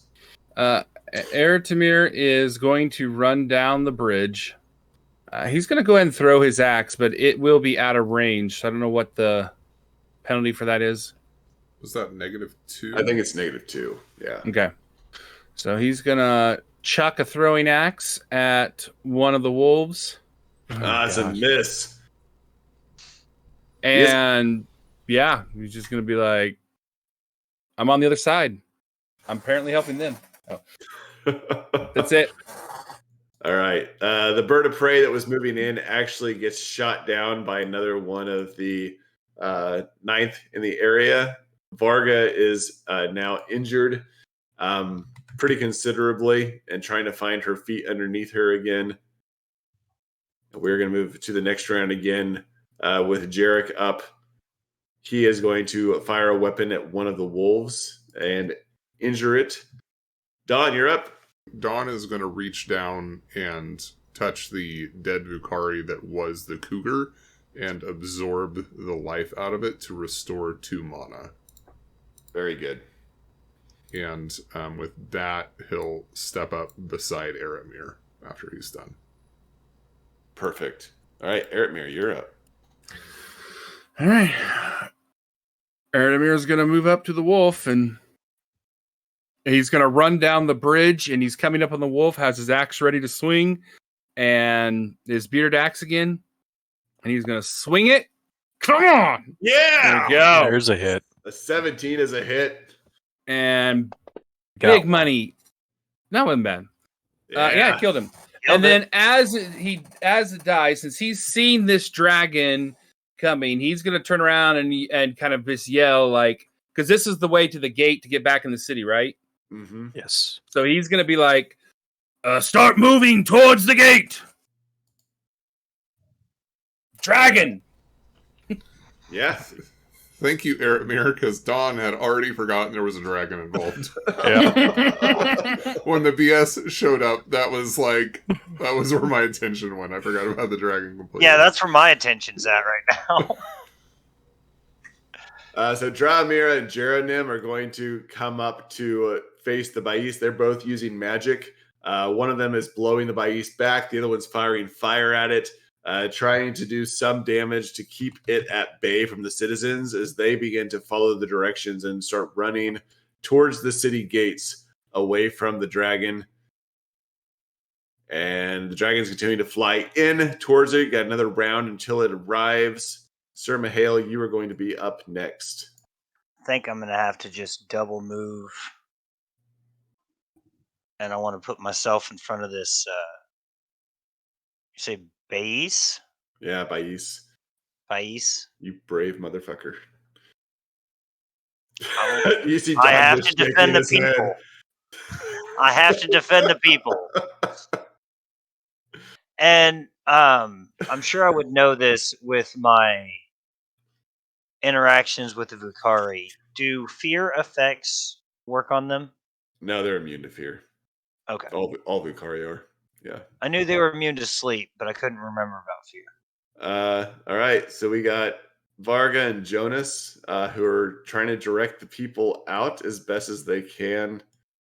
Varga's standing up. She's injured, so she's trying to move with the crowd, backing up from the Bais that has torn her up. Nemeth is continuing to fight the Sir up there with Kel. They are injuring him considerably. He looks like he may not last a whole lot longer against these two skilled Stuhians that he's fighting against. The Surtur is also going to come up on the Bais with Sir Mihail and start hitting him from the backside, and that is going to put up Sirkon. So we got the Surtur and Sir Mihail around the Bais, with the dragon flying in from the north and the citizens doing their best to escape across the bridge. How high is that dragon currently? It's probably about 40 feet in the air. Not near any rocks or pillars or anything? No, it's flying over the water towards you guys. Okay. It's kind of open ocean. All right. Well, then I'll wait. He's gonna tell Karina because she's right here to get the people out of here now, and make sure the damn guards show up. Okay. And he will, since the dragon's not here yet, he will shoot the Bais. That's a miss. Ah, dang. Yeah, with an 8, that is a miss. And then he will actually move 15 feet to the east here, towards the Bais. With your movement, out of the corner of your eye, you will see Kel get the final blow on Sir Goran, and he is going to fall to the ground. And then him and Kel and Nemeth will both start moving towards the Bais as well. And Marcel from the back, of course, will be joining you guys. And that is going to put us into the next round. Damard's going to be looking for Mihail for direction as they're escorting the crowd out. He looks considerably aged now after healing Jarek back up to life. Doesn't seem to have a whole lot of strength left even in his bones to stand very well. Sir Mihail, you're up. I don't know if I could get some kind of gesture or hand sign to Domard to just have him go with the crowd. Yeah, say your one voivode has one life and the other one's barely standing because of the energy that he's expended. Yeah, like I think both of them just need to stick with the crowd, get them safe, send guards this way. So you're screaming at them to get out of here and send in reinforcements. Pretty much. Okay. And then I will take a swing at this Bais. All right. So +2 for flanking. +1. +1, yeah. +2 right. here. I'm in front of him. Yeah. Ah. As a 19. Yeah, Robbed. 19 to me too. All right, Sir Goron has been killed, and the dragon is now flying in from the back. Oh, as I'm attacking the Bais and notice Nemeth and Kel coming up, I'll say something to Nemeth along the lines of, glad you're not dead. He's going to nod to you, but say nothing. You can see his jaw is a bit tensed about what has just taken place, and he's still processing it. And the knight's still young. Yeah, and the knight's still young. He is going to shoot fire at the Bais, as is Jerenim from the other side, doing damage to the creature. And Dawn, you're up next. Looks like most of the Vucari have been routed at this point. The crowd has been moved out of the battlefield. The Bais is still standing, and the dragon is coming in fresh. How big is this dragon? This dragon is a white dragon that is about 6 foot long. Does it seem hostile? Yeah. It's a white dragon. Yeah. So the dragon is look, currently. the Ninth Council's here. We have to make sure. Oh right, Yeah. it's coming right for us. gotta establish. Yeah. So it's 75 feet away. Can I, can I try and take one of those pillars behind the dragon and knock it over on its head? Sure. That was exactly my plan. Yeah. Well, there's 2 pillars, so you can do the other And there's one. more than one. So I'm gonna grab the upper or the lower pillar because it's probably close, and just use some earth magic to either uproot it or sky magic to push it either way. But basically, I would think stone magic because I'm gonna move it and bring it down with some force there. Sure. I would like to do single target with save negates. Okay. On this one. So I'm guessing that would be a dexterity save on its part to move out of the way. Sure. Just hoping that that's a secondary or tertiary for a dragon. He's successful in that. Damn. So it's not. No, it's a primary for him. Son of a bitch. Okay, so it does nothing. I just wasted 3 mana. Oof. That was the gamble, was that it would be one of its ones that it's not good at. Hey, there's plenty of bodies around you could probably absorb. I only can do that once a day. I've already used it. Oh shit. That's supposed to drop off your tab There's that I'm 2. keeping, right? 2. Yeah. Okay. But I just used 3 more, so Right. Yeah. Oh, goodness. All right. That's going to bring up Jonas, who's still in it. Where's he at? Jonas. Way at the top. He's Oh, been yeah. singing. He's been singing. Yeah. He's a He's Jonas gonna- brother. He's spoken. He's seen his stuff on the Bais. And Erdmir, you're up. That dragon is going to eat the entire Ninth Council. Well, some of them got away. That is Oh true. my goodness. All right. Ertimir is going to move up, but he's going to use a bandage. Can I use a bandage? I can't imagine that it's going to do well to put on a bandage in the middle of battle. All right, then forget it. He's just gonna run down, and use his Be like the fastest bandaging ever. Just 10 seconds. full. Is this like a keg over here? Off to it. He's not going to drink. I'm just wondering if he can pick that up. If he'd be strong enough to pick that up. Oh, the drum. The drum. Yeah, or is that drum? Yeah. Yeah. Would he be able to pick that up? Or is it Yeah. like look sturdy or big? I mean, You could pick up the drum. So there's a drum that was being used during the festival that's sitting over there in the grass. all right. He's gonna run over and grab or come over here just to grab this thing. He's getting ready to grab it and try to chuck it at the dragon. That's like 40 feet in the air. Well, Well, he figures it's going to come down. He's not doing it now because he had to use more of his movement. He's getting ready to like grab it and try to be able to throw it because he doesn't really want to throw an axe that far away, and he's going to see what he can do. All right. Yeah, sounds good. I was like, that dragon's like 80 feet from you at this point from where it's at in the air. I thought you were going to just launch the thing.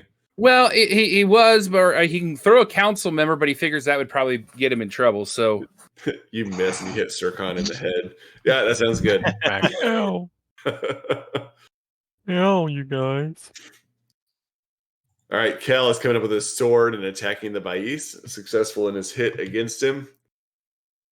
The 𝐼𝐸 is also hitting him with his weapon, and he's successful in his hit against the 𝐷𝐸𝐸. And that is going to put the 𝐷𝐸𝐸 up. Shit.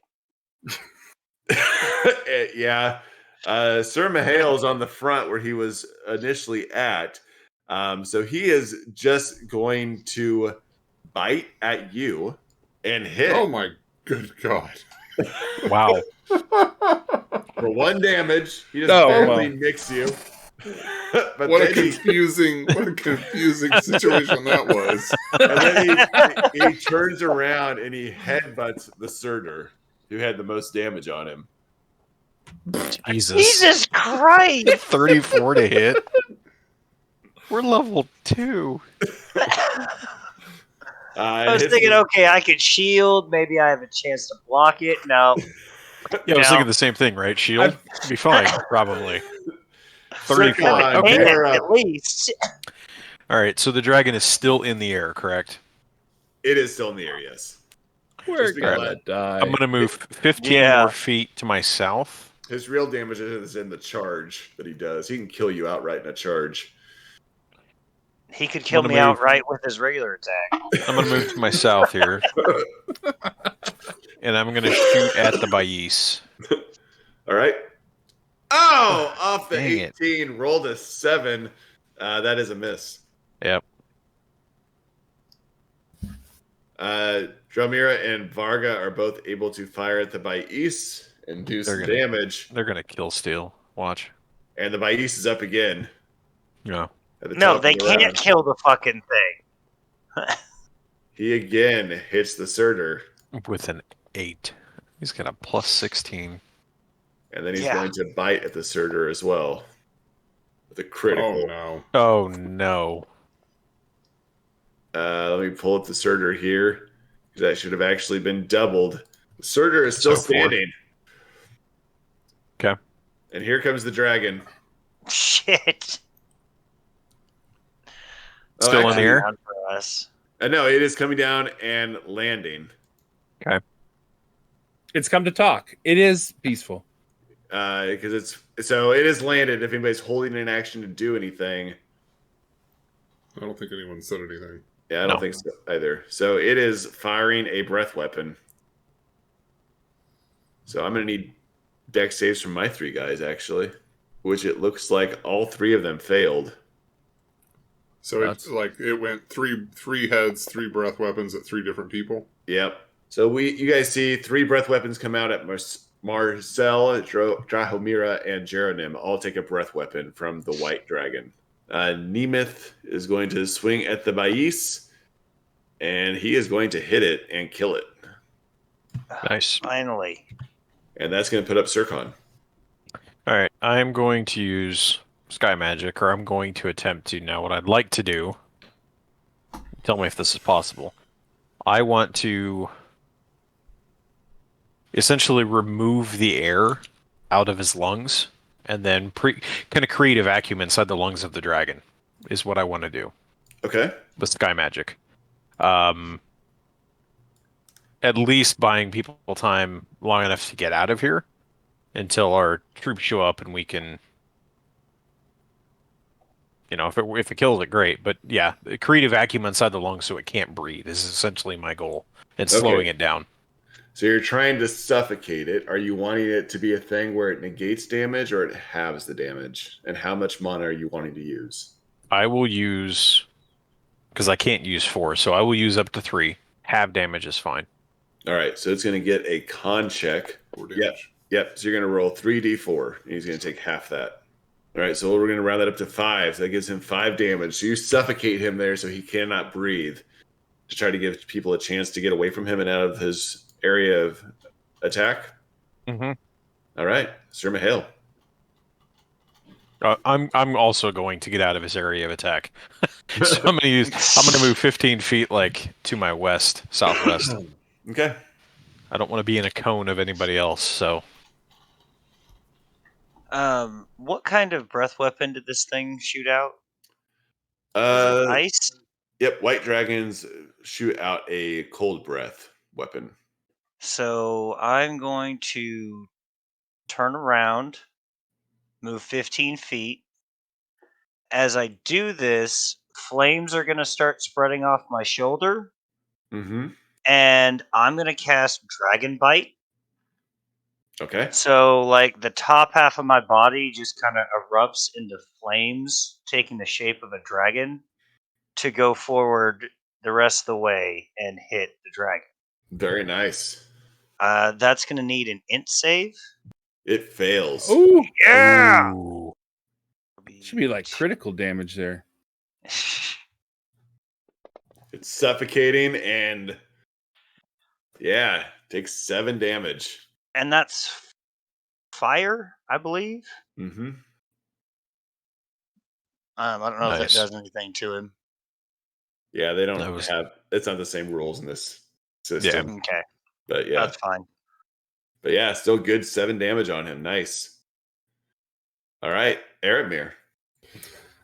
Eredmir is going to grab the drum and he's just going to kind of like spin it around and like chuck it at the dragon. All right. Roll me a regular attack. You can use either your strength or your dex on this. Okay. So just make like a strength roll. Yeah. Okay.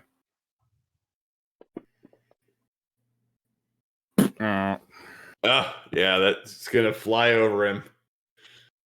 Too much strength. Too much, hard. yeah. And then after he does that, he will move just a little bit closer, but still keep some distance. I'm not sure if he needs to go in, run in, attack, or run off. Okay.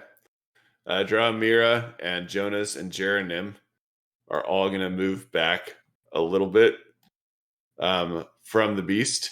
But they will all be casting some form of magic, draining part of their own life to hit this thing and do damage. So they too are using their magic, and that's going to put up Dawn. All right, I'll close the distance a little bit, move a little bit closer, but I'm still a good distance away from it. I'm going to use... just let me know how much mana I need to use for this. I just basically want to use some sky magic to swirl up the dust and the dirt around it to blind it. Just trying to get... Basically, I'm throwing dirt in its eyes, or sand in its eyes, to see if I can blind it somewhat, so that it's having a hard time tracking. Yeah.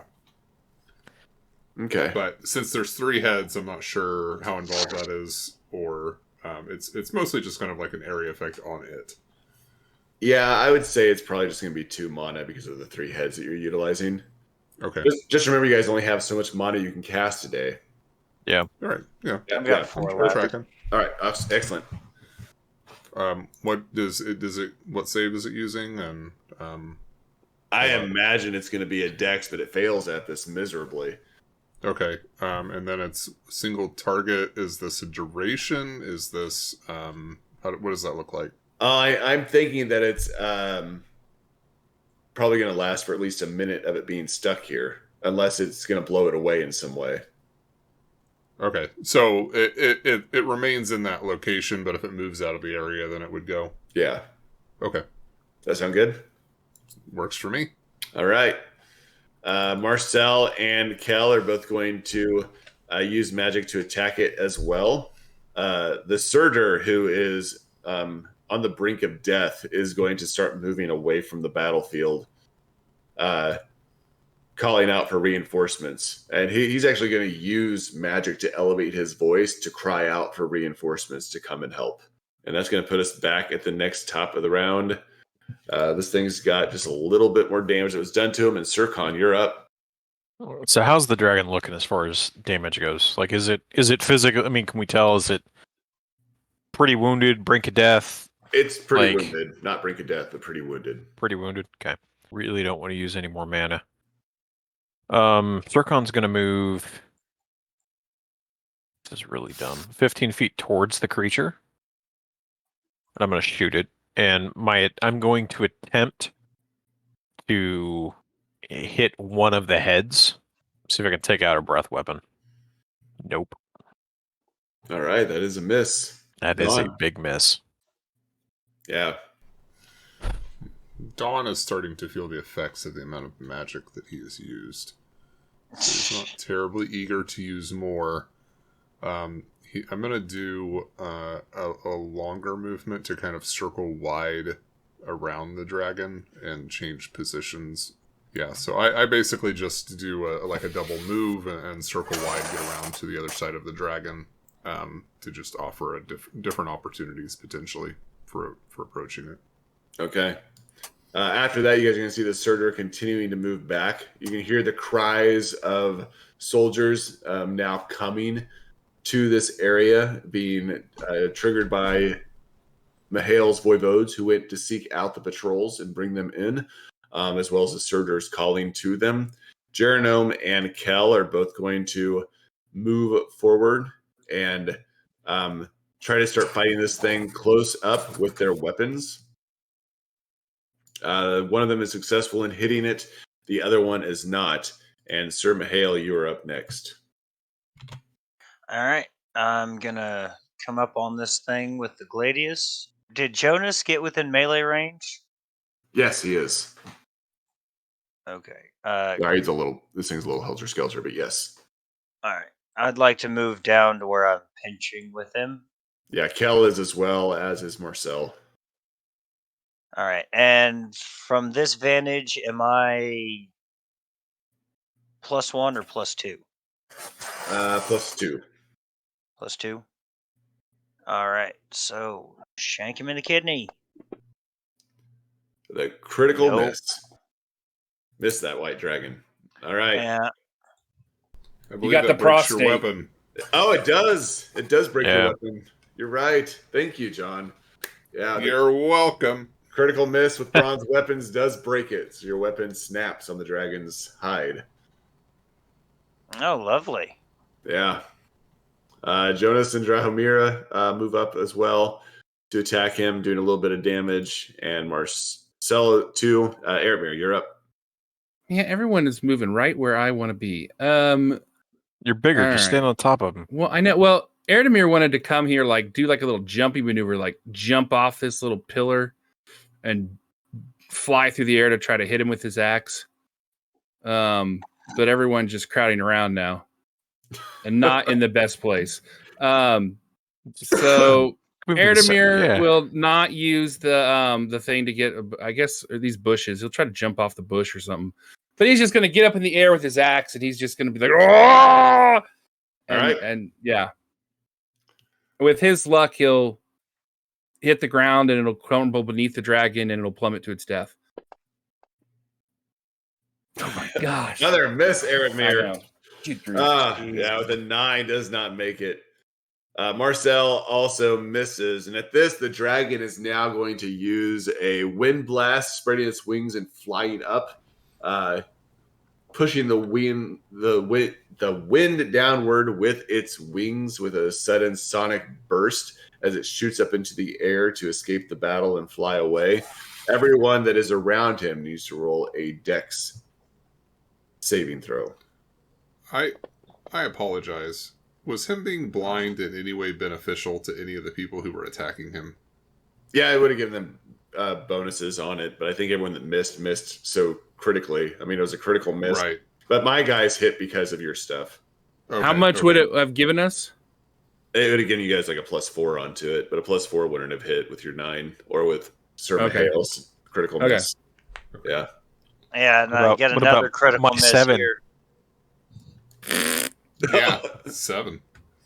A critical failures. failure on Right. both Sir Mihail and 𝐿-𝐤𝐿. And then we have 1, 2, 3, 4, 5 members of the 9th Council that are around them that are also rolling. Oh my gosh. One of them also critically failed, but 2 of them critically hit it. What happens with this is that anybody who missed this will actually be knocked unconscious from the blast. What? Yeah, so you are knocked backwards against the ground. Your head hits the ground. You are knocked unconscious as the dragon then spirals up into the air and flies away from 𝐸𝐸. Does anyone that made theirs get like attack of opportunity or anything? No, they don't. There's no attack of opportunity. So with Oh, there isn't. Okay. it's just gone. Like we don't get another round for when it flies away. I mean, if you want to try to fire into the air, you can, but it can fly 200 foot around. Earthbind. So it's 200 I feet mean, away I have like web. I wanted to use web. that. Can you fire at 200 feet? Well, be he's got to be within. How far? Okay, fine. Never mind. If he gets 200 feet initially in the air, right after he does this little burst, then no. Yeah, he will fly away. So that will wrap up the events of Parandon, as many members of the Ninth Council and many of you are knocked unconscious as this dragon flies away. And many Bukari slaughtered across the grounds of where you were celebrating your festival. As the dragon flies off, I will go over and apply a bandage to 𝐸𝐸. He's laying unconscious. Yeah, No. I'm gonna give him a bandage. Is Sir Mayhail now? They're just knocked unconscious. They don't take damage, right? Right. Yeah. So I'm just gonna let Mayhail lay there for a little bit, and I'm gonna apply a bandage to 𝐸𝐸. Okay.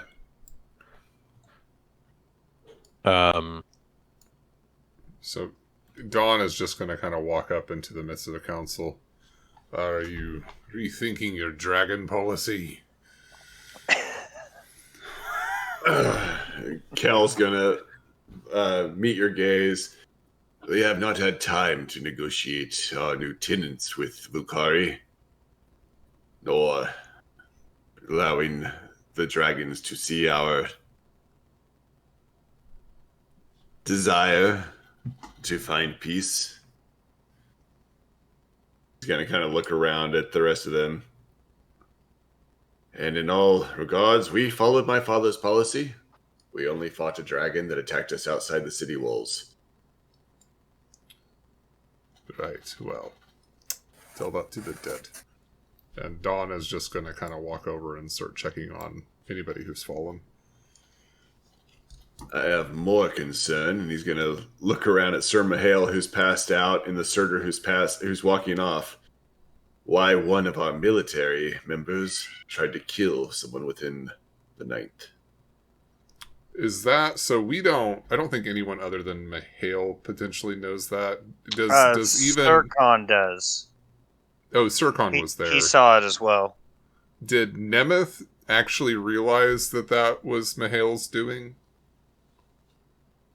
Or do we know? Oh, that he saved him? Right. I don't think so. There's too much going on for him to know that. Yeah. So 𝐸𝐸 was aware of it.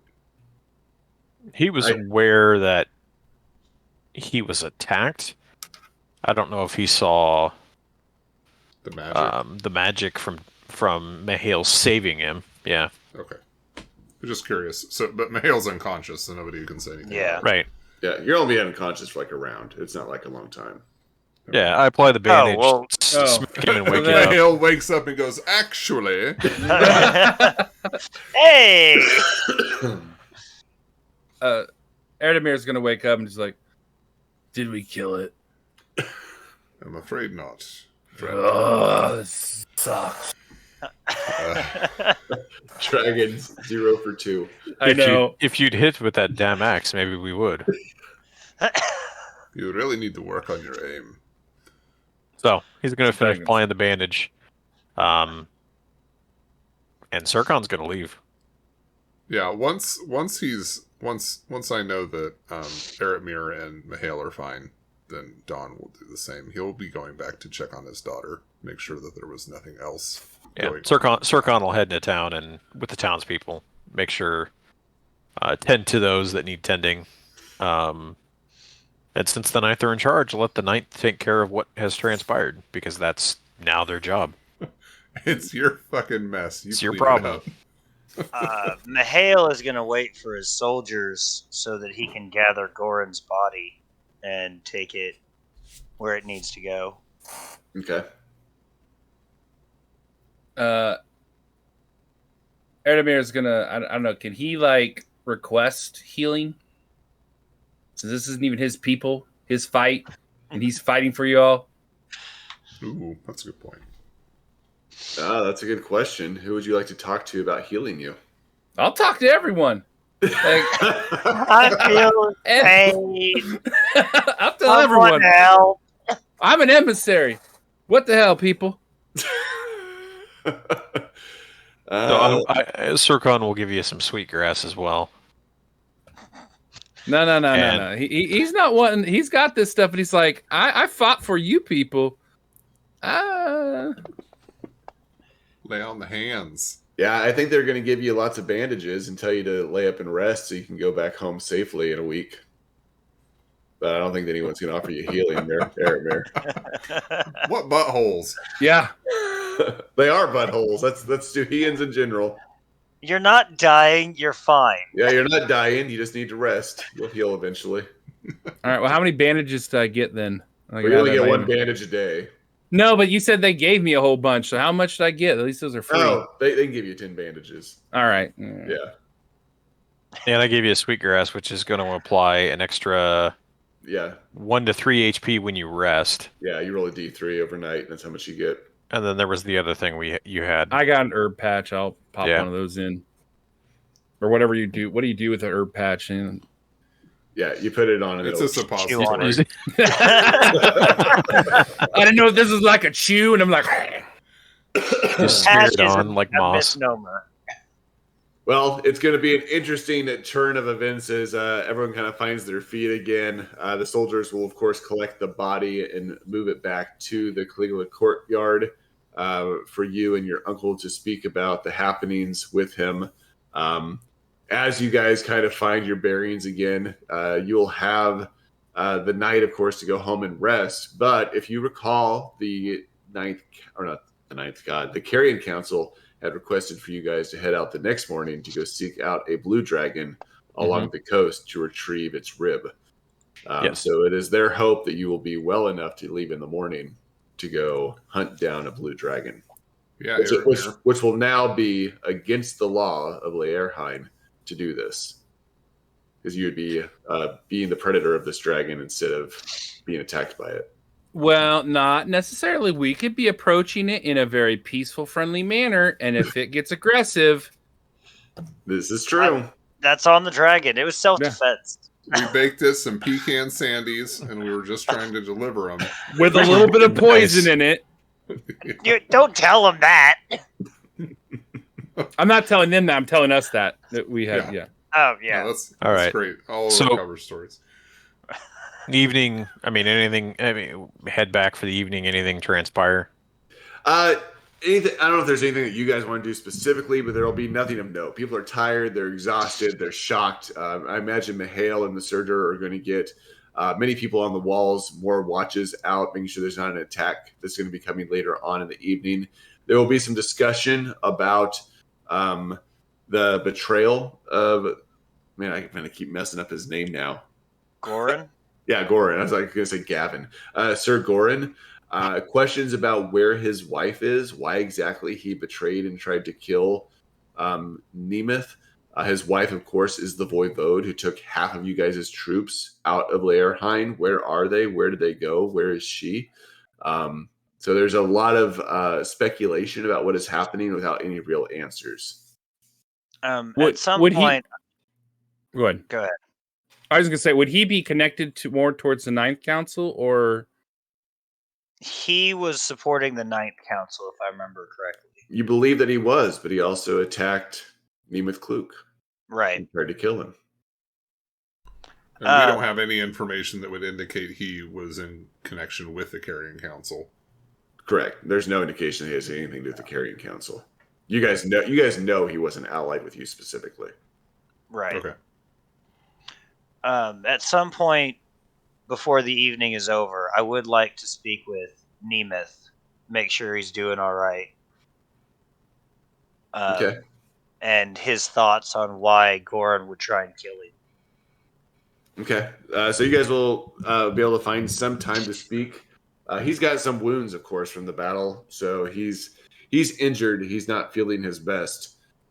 Roll me a charisma as you are engaging in this conversation with him, Mihail. Fuck! After all of that and the hubbub that's now John, going on you about and your town, fucking fives. 𝐸𝐶𝐿 is going to go steal all 4 items. Okay, so 𝐸𝐶𝐿 is going to head back and steal all the items out of the Freddery. Very good. And this is while, of course, Mihail is having a conversation with Nemeth Kluk. You feel like he's being somewhat reserved in his responses to you. Like you're enough to pick up on that. He gives you a story. He goes, I know that he was upset that his own family was not able to be offered a seat on the Ninth Council. He was desired that, but beyond that, I'm not sure. I understood him to be a loyal subject of the Ninth and of Vorlos. I don't understand this betrayal. And that's about what you're going to get out of him, Mihail. But you see that he's very reserved in what he's telling you. And that's fine. I won't pry or anything.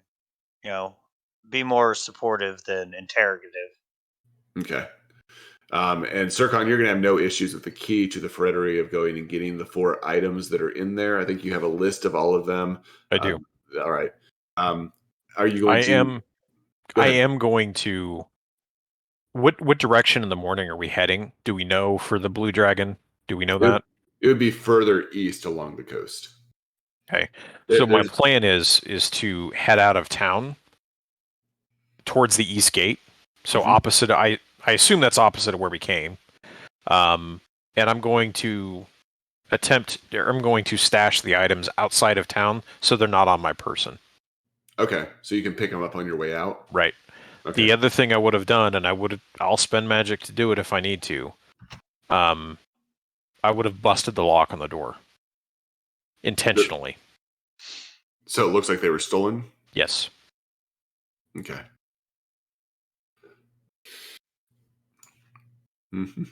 There aren't any magic defenses built into this place we need to know about. You can use magic outside, but not inside. But no alarms or anything? No. No, because magic can't be cast inside there anyway. Correct.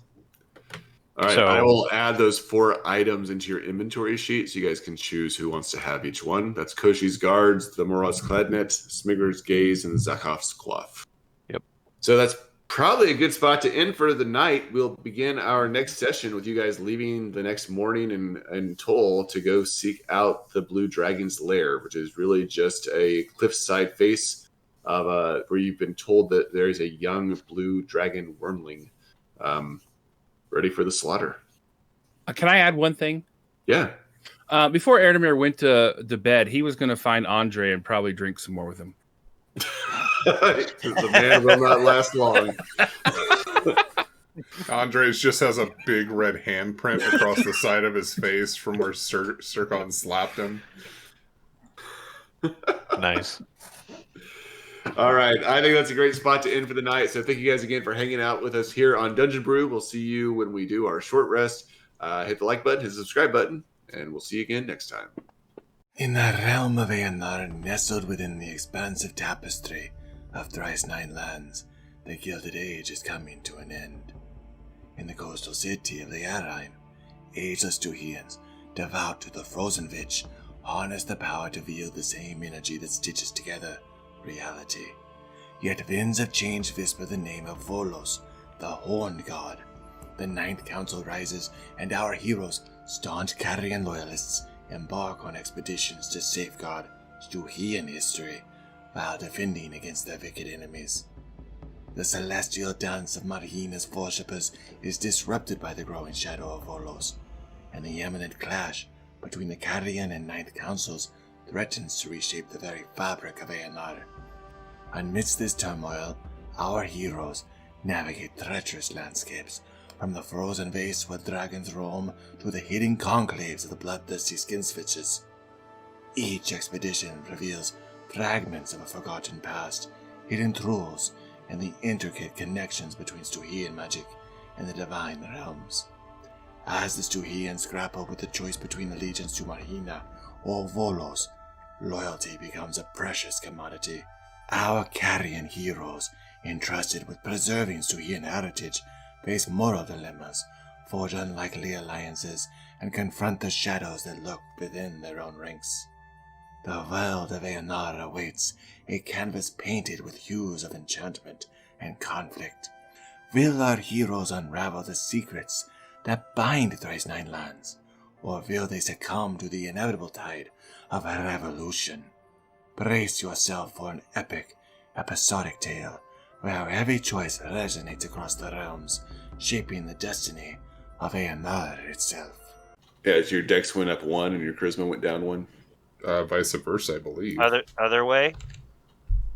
Your physical stats get stronger and your mental stats get weaker. Are you drunk? What? What? Why is my con lower then? Think about what you're saying. Oh, I'm wrong. Yep. Thank you're you. right. Can I get a cloak of displacement? No. Now's the time to ask. I was like, I know that that's not right, and I know that you'll get there eventually. I will.